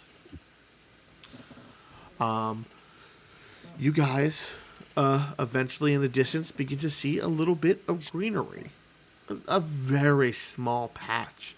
You notice that there's now grass in the desert, and as the sand and starts yielding to a little more grass, you see small trees, shrubs, and eventually you see a small watering hole.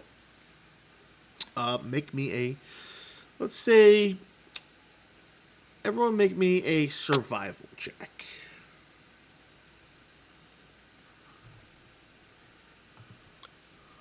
18. Nice. 20. Oh, I got just a dirty 20. Perfect. 21. I noticed Ash got a 24. With ease, there are some minor hostile critters. Some things that are, trying to, get at the water and want to defend this place. But you drive them off without killing them. Unless you want to kill them, then you can. But yeah, they're not humanoids. They're definitely like either larger bug-like creatures. You definitely see pretty much large bug-like creatures. Either like not onkeg, but like maybe you see like a giant scorpion that you guys easily drive off. And because it doesn't want to fight. Maybe a large snake. And you guys gather. There are some barrels at the bottom of the skiff that you guys help Bumskeet load up with water. You guys take a little break. You enjoy the water.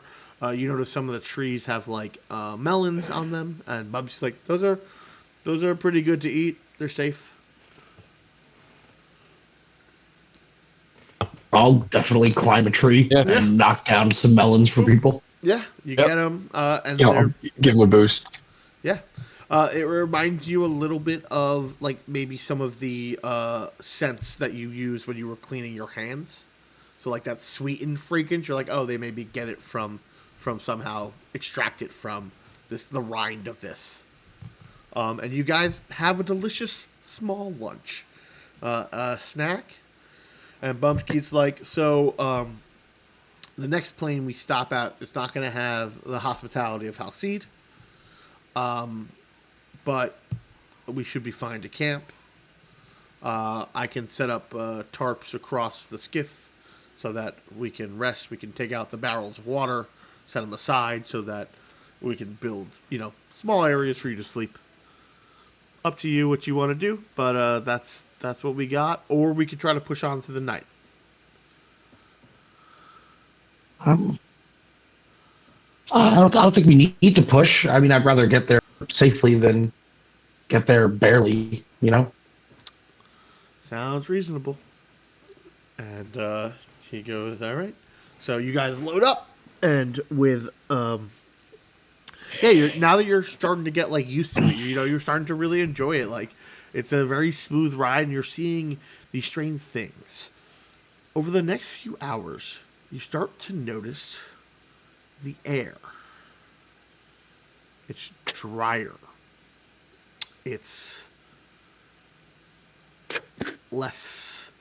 It's drier. There's like a tension in the air that Kellen and Heath, you kind of feel a tingle on your neck. Both Dizzy does not, and neither does Odesesh. You two, please make me an Arcana check.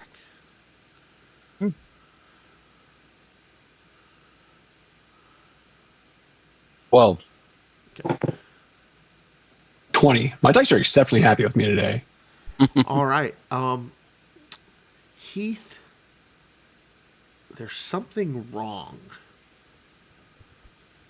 There's like an arcane charge in the air.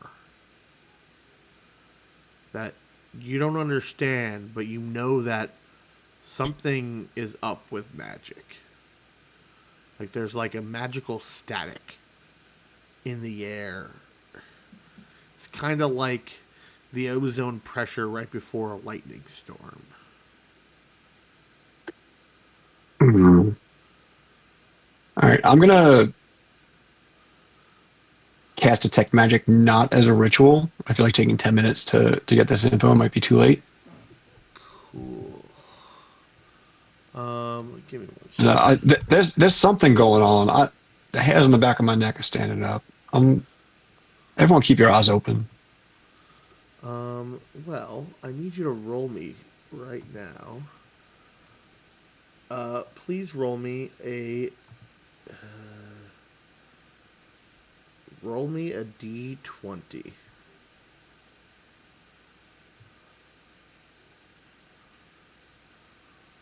Doop. 13. That's Okay. a good sign. Magic is good for right now. You feel that static try to move through you and that spell, but you have clarity and practice. There's an ambient magic about the air, the sand.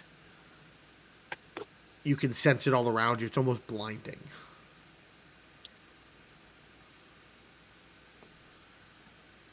As you kind of focus in, it changes between the different schools with no discernible pattern.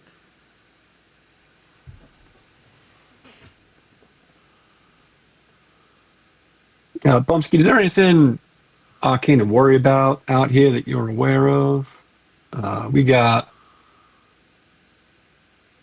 some kind of magic permeating the area. Not, I can't quite put my finger on what. He kind of like he doesn't he. I hear that people say that there's something weird. Don't magic gets a little weird near the wizard's tower, especially arcane caster. That's why they say don't do it while you're near it. The cumulus conclave is fine, but whatever is permeating the thing, it also apparently repels some beasties, so they don't come near the area. Whatever this thing you're talking about. Are we close enough that that happens to folk? We're probably about a day out, so we're a few miles. That makes enough sense, I think. It is at this time that you think for a moment maybe a cloud passes over you. There's a shadow, and you hear a as a giant bird that blots out part of the sky swoops down.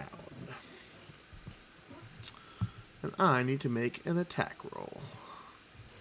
Can we shoot at it? Well, it's first going to get an attack off, and we're going to see what happens.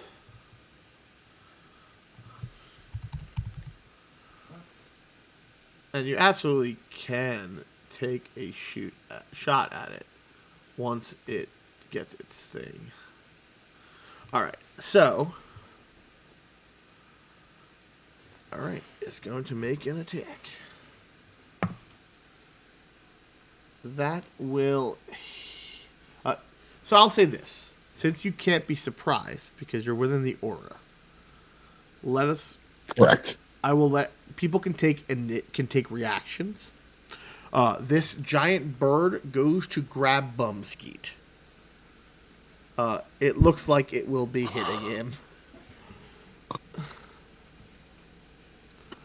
I mean, does it look like it's trying to claw him or like snatch him?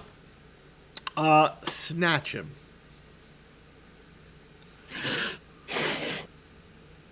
I mean, its claws will probably hurt him as well.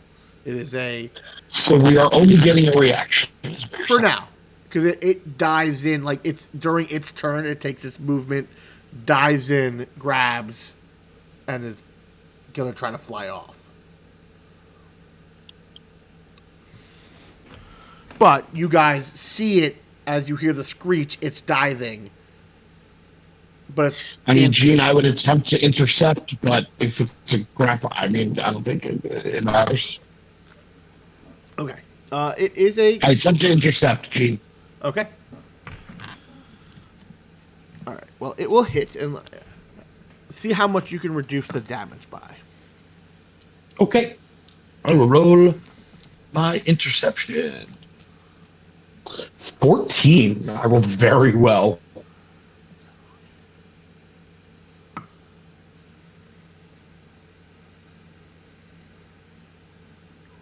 20.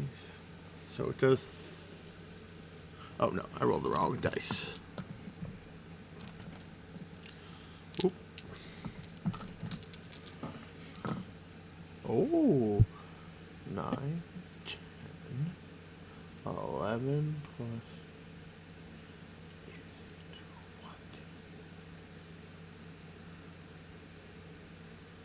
Uh, it swoops in.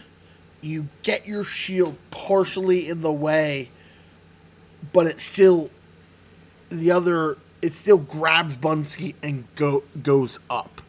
I will say it used 60 feet, it like dove, and it hasn't made its ascent yet. We're gonna go into initiative. So it dove, grabbed him, but doesn't have enough movement to keep going. Okay. That was its action. Let me go grab a. Let's throw us into a map.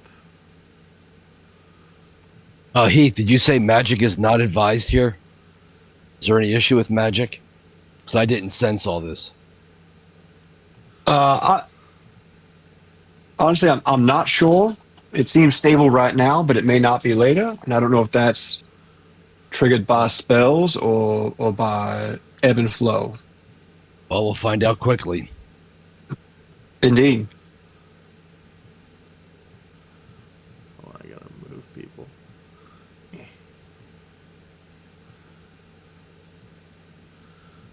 got that. All right, so I'm just getting you guys on your things. Control C. Ha ha ha.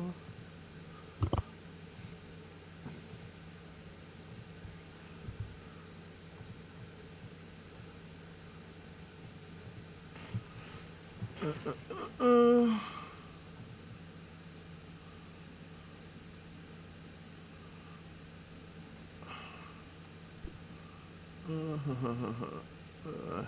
token.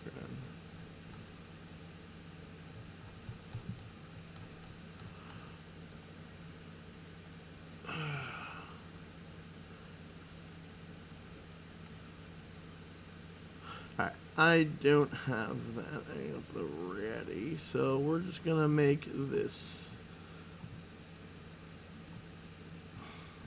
It's not a dragon, but it is a rock.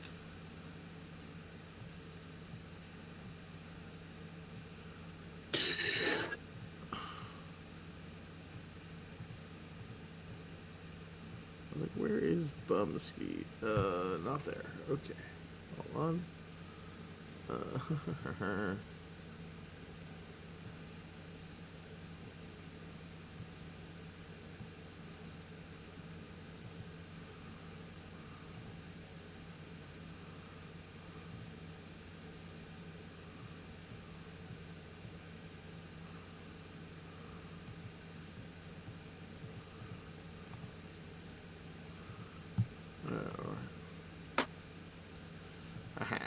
Sorry about that. Alright.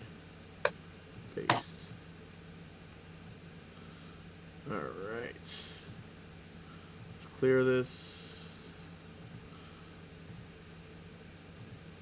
Alright, everyone, please roll me initiative.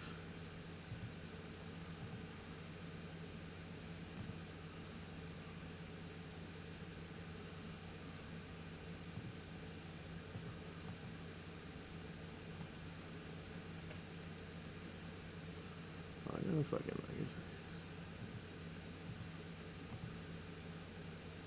Man, it's still not actually associating with the character.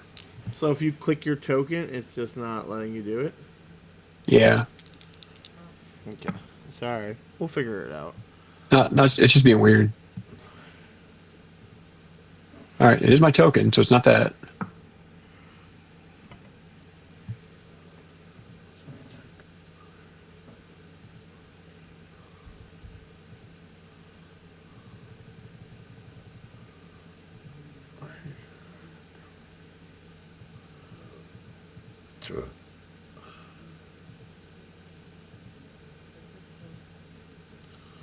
Alright, so Bumskeet is in his claws.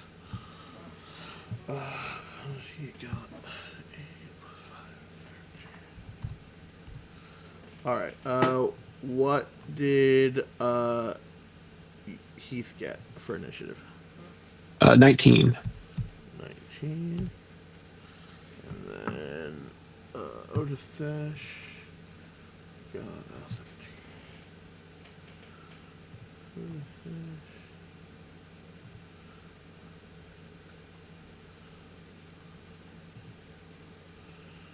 Got 13 as well. All right.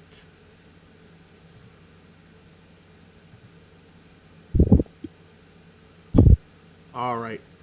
So as it comes down, it scoops Bumskeet, and then it is Kellen's turn. Who's? Kellen. I'm at the bottom of the list. I only rolled an 8. Well, it rolled a 9. Oh. Okay. Perfect. I will try to blast it with a firebolt. Okay. I rolled a nat 20. You definitely hit. Do I get double damage on this? Yeah. Okay. So we got 13. 13, that's 26, plus a d8. 31 fire. Okay. Roll the d8 again as well, bud. You get the d8 twice as well. Oh, I do? Okay. Yeah. And Bumpkin's like, ah! 4 more. So how much more? 4 more. Okay. It streaks back. All right. Heath, it is your turn. All right. I feel a little bit like a broken record with how many times I cast that spell in the last 2 fights, but I'm going to Vortex Warp again.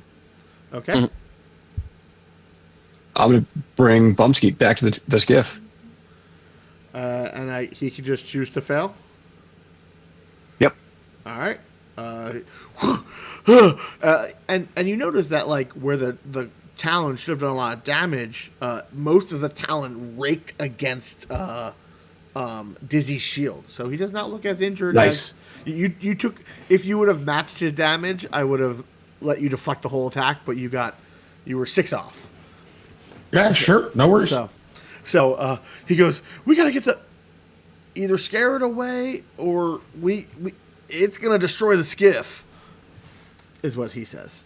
So that was your action to Vortex Warp him? Yep.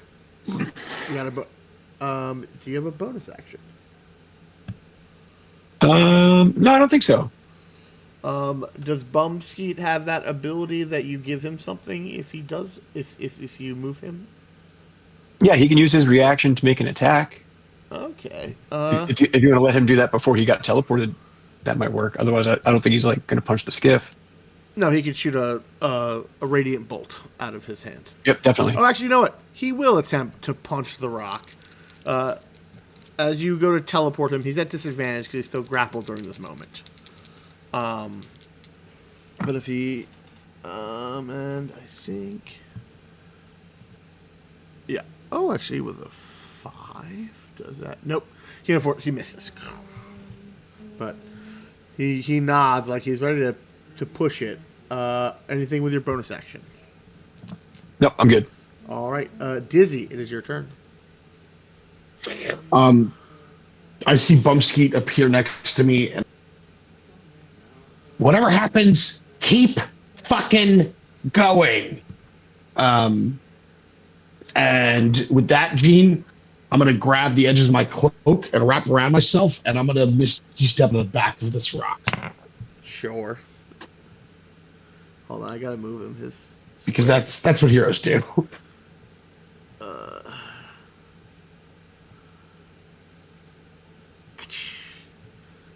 yep.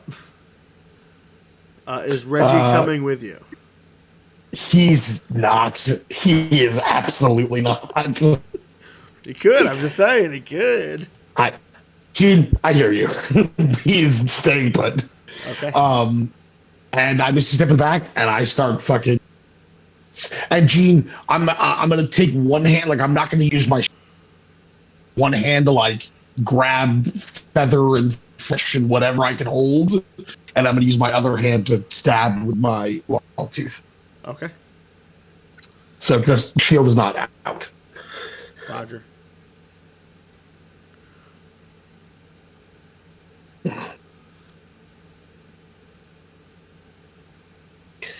Natural one, great, good start. AC 17, That will hit. great. I deal 8 damage. Okay. It shrieks and like begins to try to like roll in the air to get you off. That is. Mhm. What the heck is Otisesh packing? I don't freaking know. Thank you, Heath, for that meme support. I got you.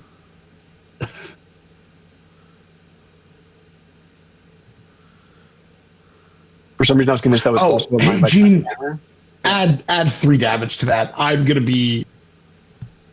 He can have 3 more damage. Otisesh moves over here, and the phylactery kind of glows, and he takes a deep breath as frost begins to kind of trail down his mouth. And he just lets it out as he says an ancient word in Draconic. And he is going to cast a spell. I guess he'll just do it at third. Let's make it a little higher. Nah, fourth? Nah.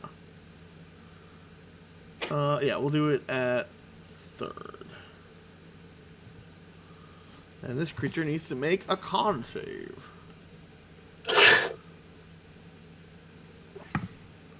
Holy butts, it actually might fail.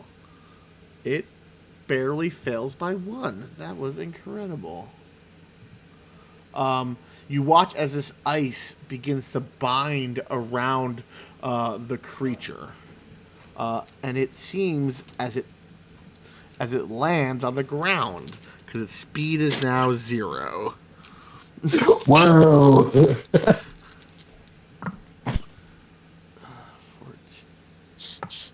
21 and 7 is 20. As it takes 28 cold damage.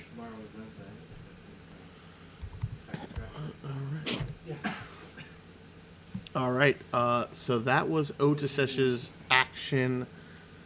He goes, "It will be held for now. We may want to move. Dizzy, get back here." That's Otisesh. It is now Bumskeet's turn. You did tell him to run. You said no matter what He's happens. free to do whatever. I told him to go no matter what happens.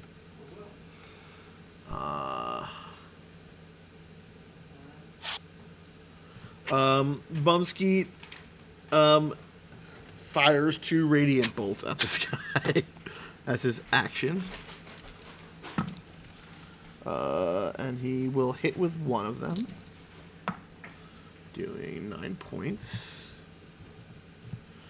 And then you watch Bumskeet kind of like he punches one way, punches the other as these bolts come out, and then he uses the momentum of that punch to do like a like round one handstand kick, and radiant energy flies out of his legs as he casts Burning Hands at this creature.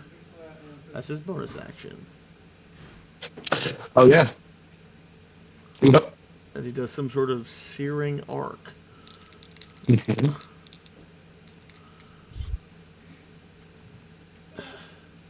And as he does that, he says, "If we, oh, what's your dex? Okay, great. He goes, if we hurt it enough, it'll probably just leave us alone. It's just a hunter." Is what he says.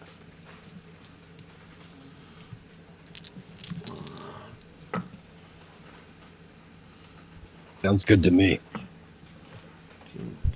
It's 15, 14, so 7 damage. The creature, though it's frozen in ice, the radiant damage, it still absorbs most of it on its wings. Mm. But now the creature's speed is 0, so it can't go anywhere. And Bumskeet did not move yet. Actually, Bumskeet will use his object interaction to his movement to move the boat. God damn it! Perfect. I gotta move this thing. Hold on.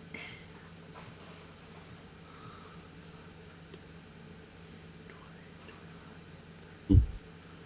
40. All right, that is 40 feet, and I think you were right there. So it takes off. The creature will take an attack of opportunity on the skiff as it flies away, as it rides away, and it will use its bite. It will hit. Gene, I'm gonna interception. I'm gonna say you can't. Why? Because it's attacking the skiff, and you're on its back, and it's pecking the skiff. Physically, Oh, I'm technically not adjacent. yeah, you're like 30 feet in the air.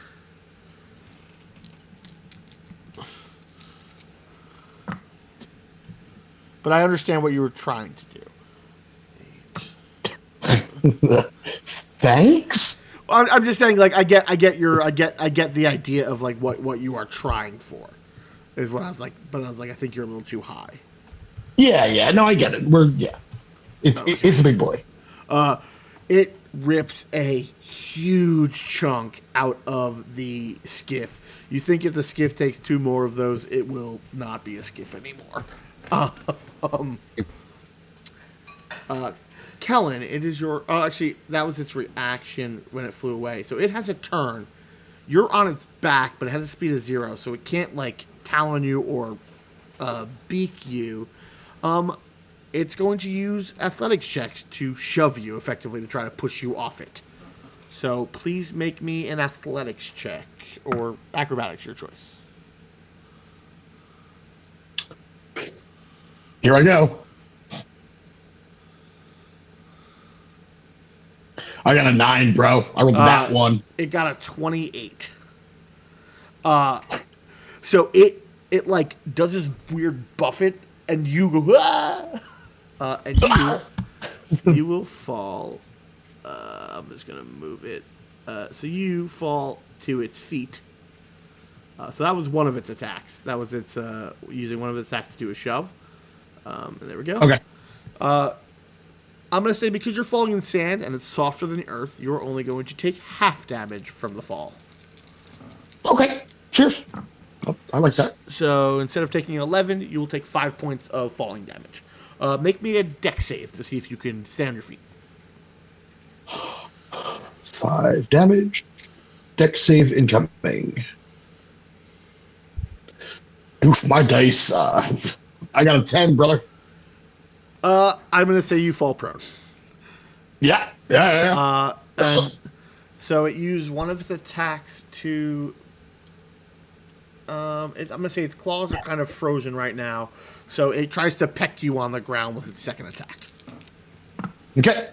I think an AC 27 will hit you. Gene, I'm actually immune to attacks from AC 27. Interesting. Oh, it's Price of Right rules, D&D. Nice.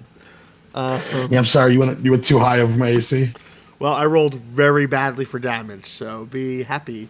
7 plus 9 is 16 damage as it just this giant beak pecks down at you as this thing begins to break the ice from its claws at the end of its round. Okay. Kellen, it is your turn. All right, I'm going to do the same thing and hope for the best. Sure.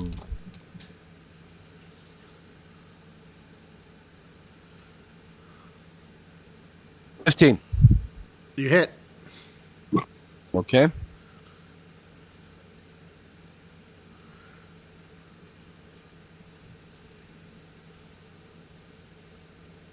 Mm. 11 fire. 11 fire. All right. Just like doing any significant damage on this thing? I mean, you are doing damage to the creature, but Okay. it is not specifically hurt. More hurt All right. than. It does not look like it's ready to give up the fight yet, if that makes sense. Okay. All right. Then it is Heath's turn. Okay, am I slowing this thing down or am I hurting it?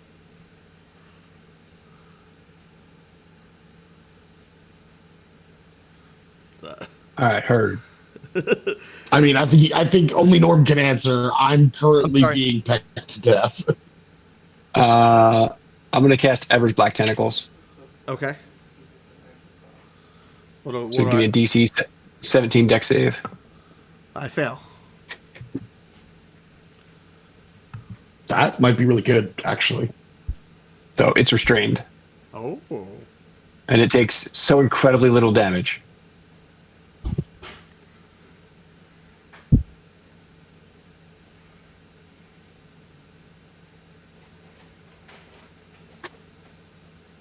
And that'll end my turn. How much damage? You didn't tell me a number.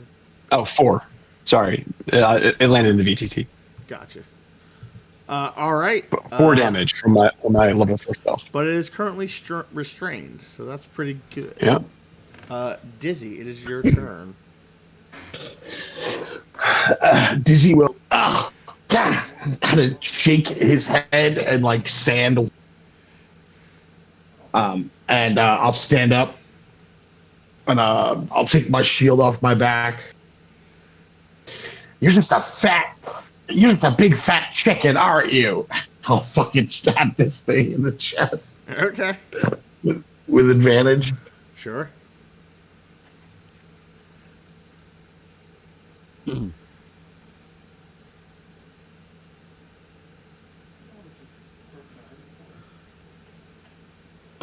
AC 17. Hit. Great. I will deal 12 plus. I will deal 27 damage to it. Okay. And there is a flare, a heat that comes off of my blade, like the wavy heat of a smite. Are you proficient in animal handling? Oh, I am 100% am. Please make me an animal handling check. Sure. 14? I think that's good enough. With that powerful blow, you begin to see that fear creep into its eye. Okay. As you know, you get the idea that this is a very large bird of prey, while huge and primordial. It looks like it has some wear and tear on it from the attacks that have bombarded it. That it likely, with your sense of animals, it will probably flee if given the opportunity. Okay. Dizzy will just kind of say to the creature to tell a little bit. He'll just go, better luck next time, my friend. And Gene, I think I don't think I'm gonna use my other attack. I think I am just going to use my disengage. Yep. 5, 10, 15. Because I had to use half my movement standing up. I guess I'm still in its range, so I don't engage. Yeah, you think it has a pretty far range. Reach, yeah. So I mean, I guess I have a bonus action. Do I want to do anything with it? My answer is probably not. Yeah, Yeah, I honestly, I think I'm just gonna begin like I look like I'm hauling back towards the skiff, and I'll just yell out to them as I end my turn. I think it's scared. I think we can get out of here. Just don't leave without me. I begin to just sprint, and that'll be me. Okay. Then I think Otis Sesh will hold an action in case it attacks. Bumskeet will also hold an action and get ready to punch it as soon as you get aboard. Um, how does the black tentacles work? Do I make a save at the end of my turn or beginning? It is at the start of your turn. What kind of save? Dex. Dex. So if you start your turn, you just take the damage. You can take an action on your turn to try and break out. Sorry. Okay. So, how much damage? 10. No. And what's the action to break out? It is an action, and you get to make a strength or dex check. Yeah, it'll make a Okay. strength check. Yeah, that checks out. It breaks. It's a rock. It flies away.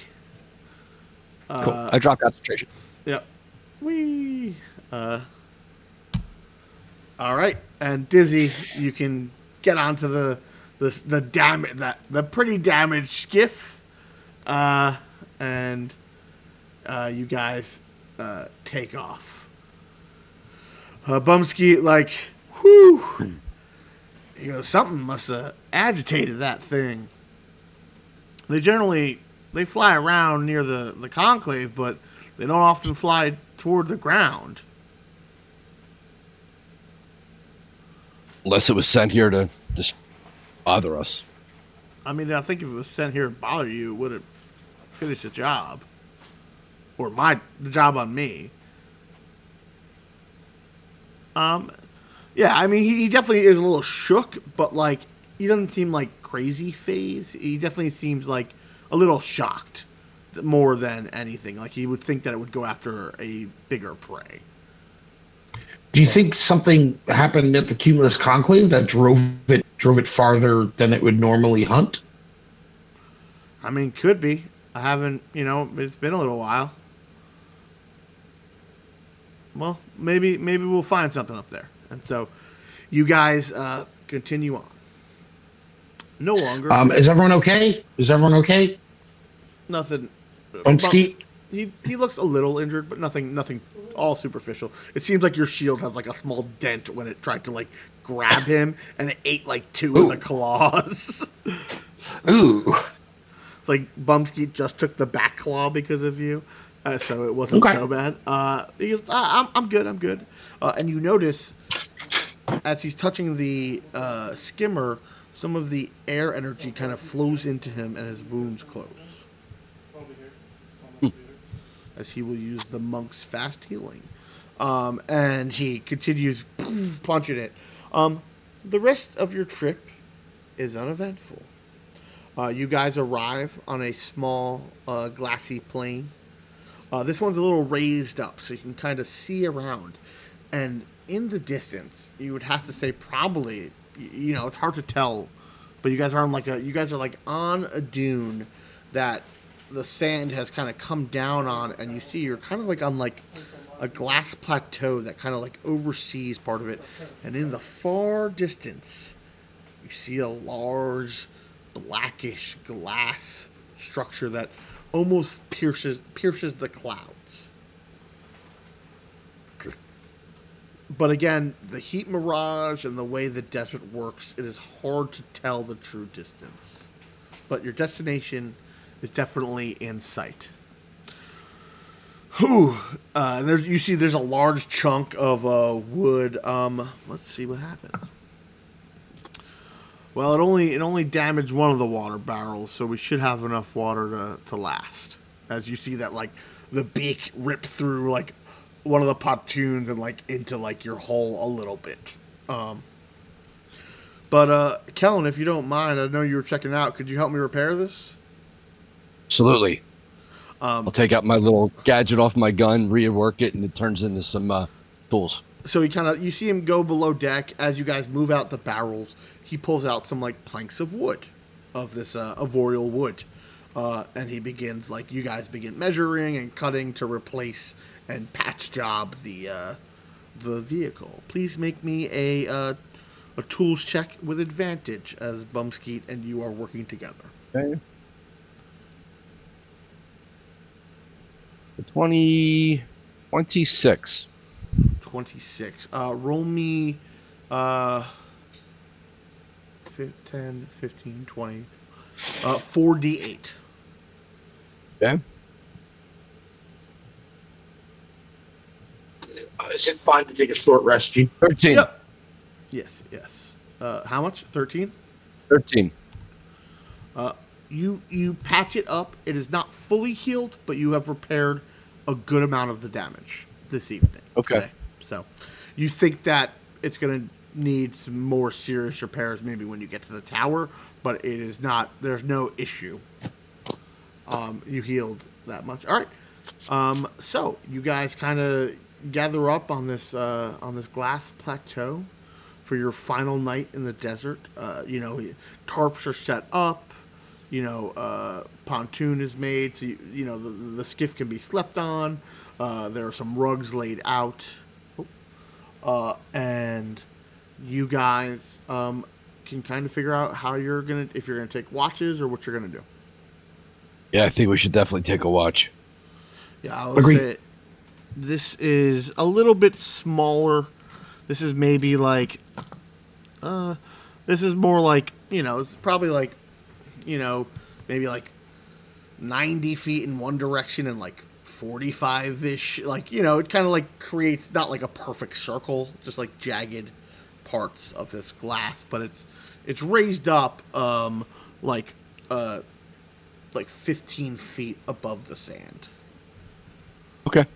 I'll take the first watch. Okay. All right. Oh yeah. What is the order of watches? Keith, do you I have a prefer- preference? I prefer one of the later ones, so I can take 2nd. I'll take third. second. Okay, I'll take second if you want third. Very good. I And will- then I will take the morning. Perfect. So, brilliant. all right, Kellen, please make me a perception check on your watch. Before I go, I'm going to set off a little alarm that I can activate. If something happens, I'll just with one of my little gadgets I can make. It'll hit and it'll like a warble alarm if I see something. Okay. Make a perception. Mm-hmm. Okay. 10.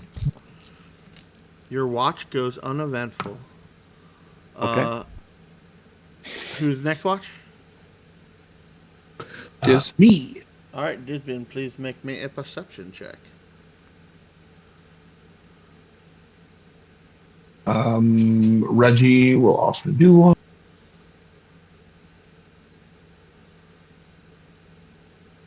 Reggie got a 22, thankfully. There are occasional growls from him, low, but just telling you that things are near, but nothing approaches too close. But your watch goes by uneventful. Heath, give me a perception check. You got it. 30-20. You in the distance, in the direction you will be heading, you hear the buffeting of wings and eventually another cry of a large bird, maybe heading back to its roost after hopefully finding a thing it could actually hunt. And then lastly, Otisesh wakes you all in the morning going, everything was fine.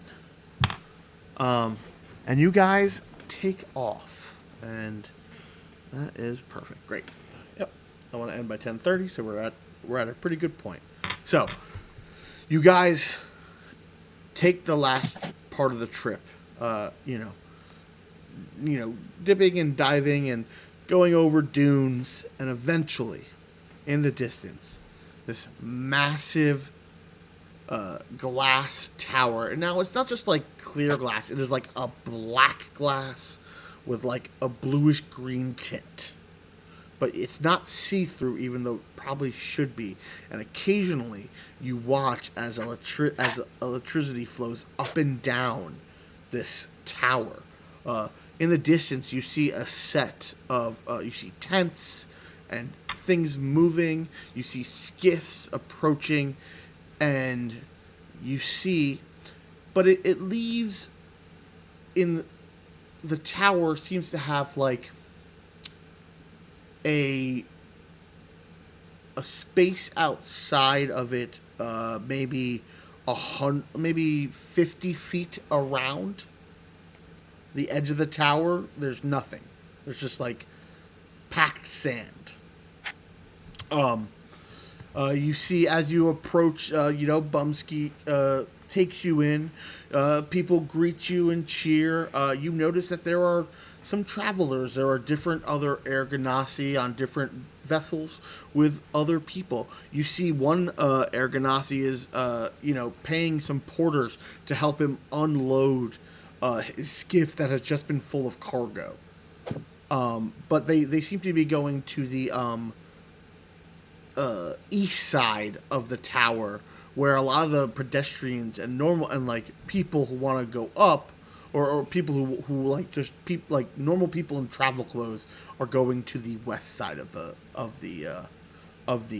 tower. And Bumskeet says, "All right, so this is how it works. Probably in an hour you'll start to see it as he kind of looks up, and you kind of see like a dark shadow above. You'll notice the Fulguratus lift will begin to descend. When it lands, it'll stay down here for about 2 hours, where we'll give time to load things on. People can get on there. He kind of gestures to the east side. That's where cargo is loaded on. That area is clear. There's a crane on the dock when you get up there. So that's for if someone's traveling with goods or wagons or meat or herd. It goes there. On the west side, that is for personnel, people not being employed or people who don't need to, who are just going for their own personal reasons or whether commuting or whatnot. When you get up there, you will probably have to check in with one of the attendants because they like to register who is in the city. Um, uh, I don't know. You have any other questions? I don't think so. I thank you for everything that you did to get us here safely. Um, I honestly, I think we're gonna anything else we're gonna have to find out when we get there. That's fair.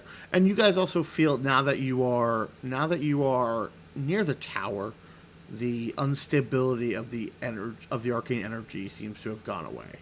The pressure. Um, okay, he goes, well, I'm gonna head over to the commercial side, but I could probably visit you when I come back over because I gotta load my skiff up, or I gotta load up. Well, actually, I'm gonna trade out one of the gem cells that so that my skiff and I get repairs here.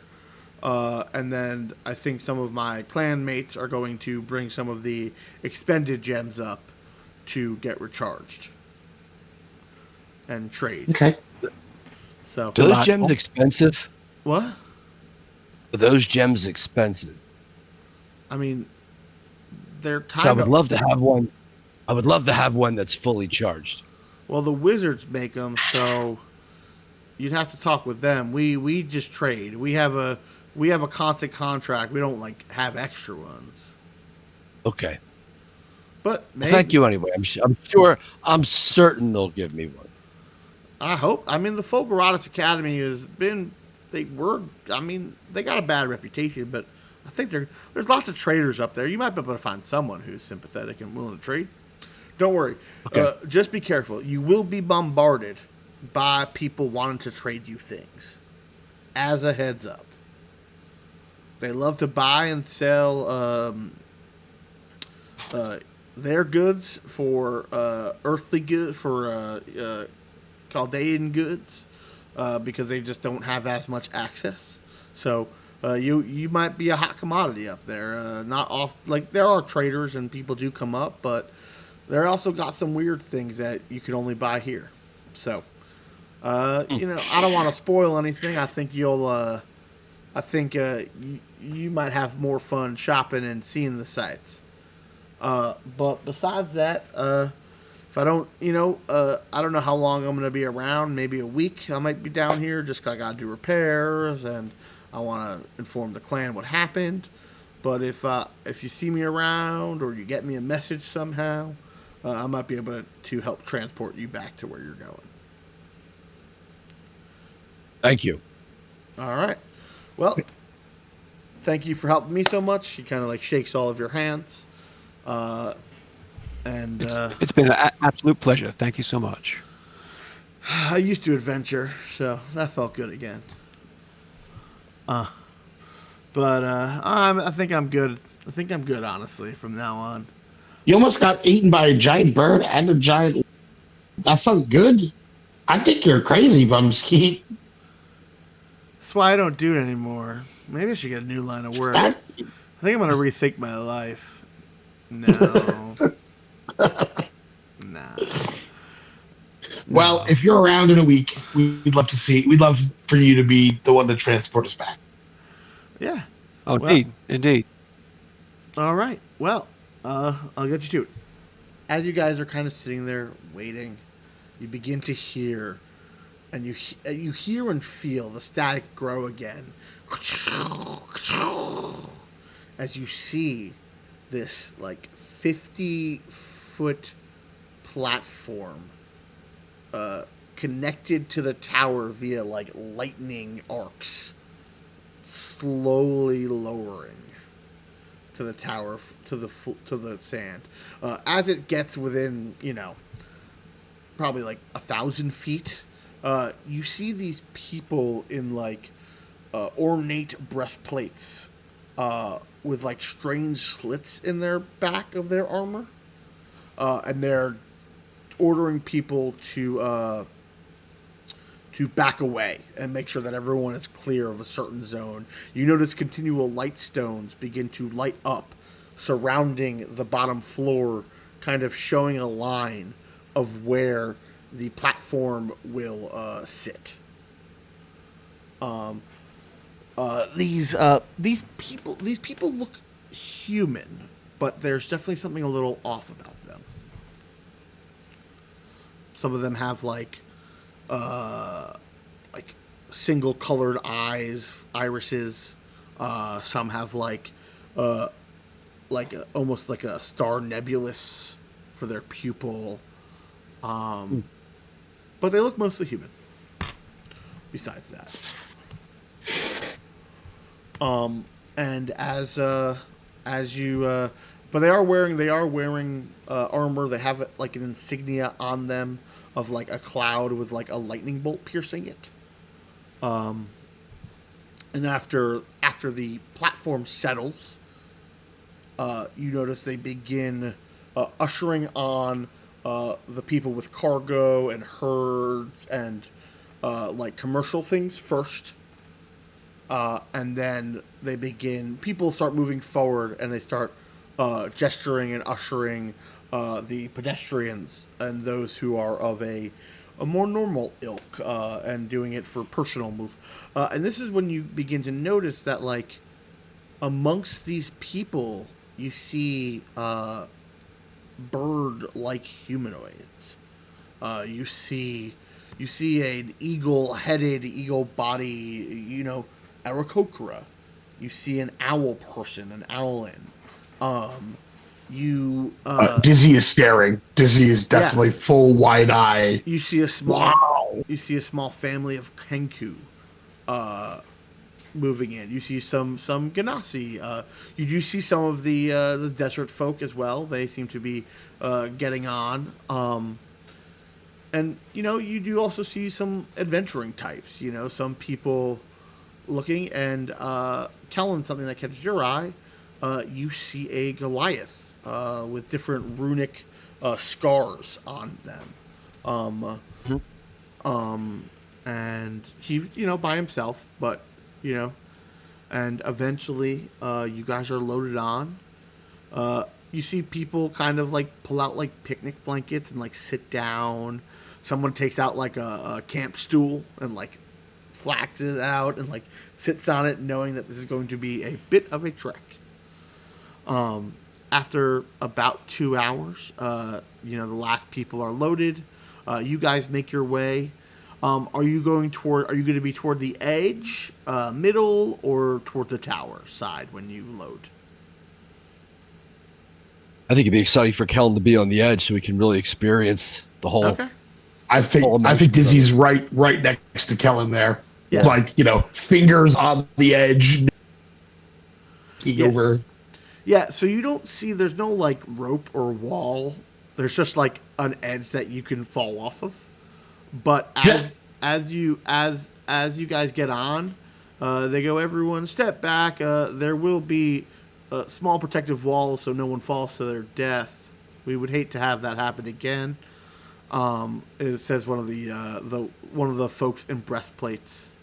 Um, you see a few of them have loaded up on your disc as well, maybe like 20, just kind of like a guard force, and he goes, we will be ascending. It'll take us about uh, 2 hours to fully ascend, and then this will not come down till tomorrow. And everyone, just so everyone knows, and it is free of charge. It is provided by the Fulguratus Academy of Wizardry, so you can thank our benefactors. As he says that, you watch the man begin to glow with a radiant energy, and feathered angel wings come out of the slits of his back as he begins to fly up as the platform begins to raise. Hmm. And before I end this session, I'm going to give you a little sneak peek of Fulguratus, so you can see where you are moving up to. Whoa. So you I don't will know why, be but it's very Shining Force to me. uh, you will be arriving on these docks. I'm not getting anything yet. Oh, did I not move you? I thought I did. No, well, I'm seeing it, man. It looks dope. Maybe refresh it. Okay, No, I'll try it. but as you yeah. Oh yeah, got it. Okay. Yep. So you begin ascending to the clouds. Some of you who are more naturally inclined get to a point where you're like, I don't know if we should be able to breathe, but your fresh air is coming your way. And you guys begin to rise up and up, passing through the clouds themselves. This takes a few hours. You notice that there's like a 3 foot high wall of force that seems to surround the edge, so you can kind of like lean over and look. Uh, as you get a few like halfway up from the top side, you notice Aarakocra and flying people in the same similar breastplates that accommodate wings. You then, at one point, as you guys are, kind of cresting, maybe you're about to crest a cloud, you hear, "Watch out below!" And you see, coming from a cloud, is an air ganassi just like free falling, skydiving off the side, and he's wearing a similar backpack to Conrad, the one Conrad was, and you see it's kind of filled with like it almost bulges at the top like it's filled with an air, and slowly and steadily, occasionally, it puffs out and his fall slows and he kind of glides down, and then he resumes his fall and glides down, and you watch as the bag is slowly deflating, but you can definitely tell that he is, descending down the tower just by jumping off it. That is pretty darn cool. I love it. That is wow. It's amazing. But I think that's a good place to stop so that we can explore the Cumulus Conclave and learn more about it. So, thank you guys very much for playing. It was great. Hope everyone had a good time. Yeah, I'm Awesome. excited. Indeed. Yeah, it's gonna be fun. Hell yeah. All right. I'm going to switch this over if you want to say goodbye. Goodbye. Bye. And hopefully next time we'll have Sam.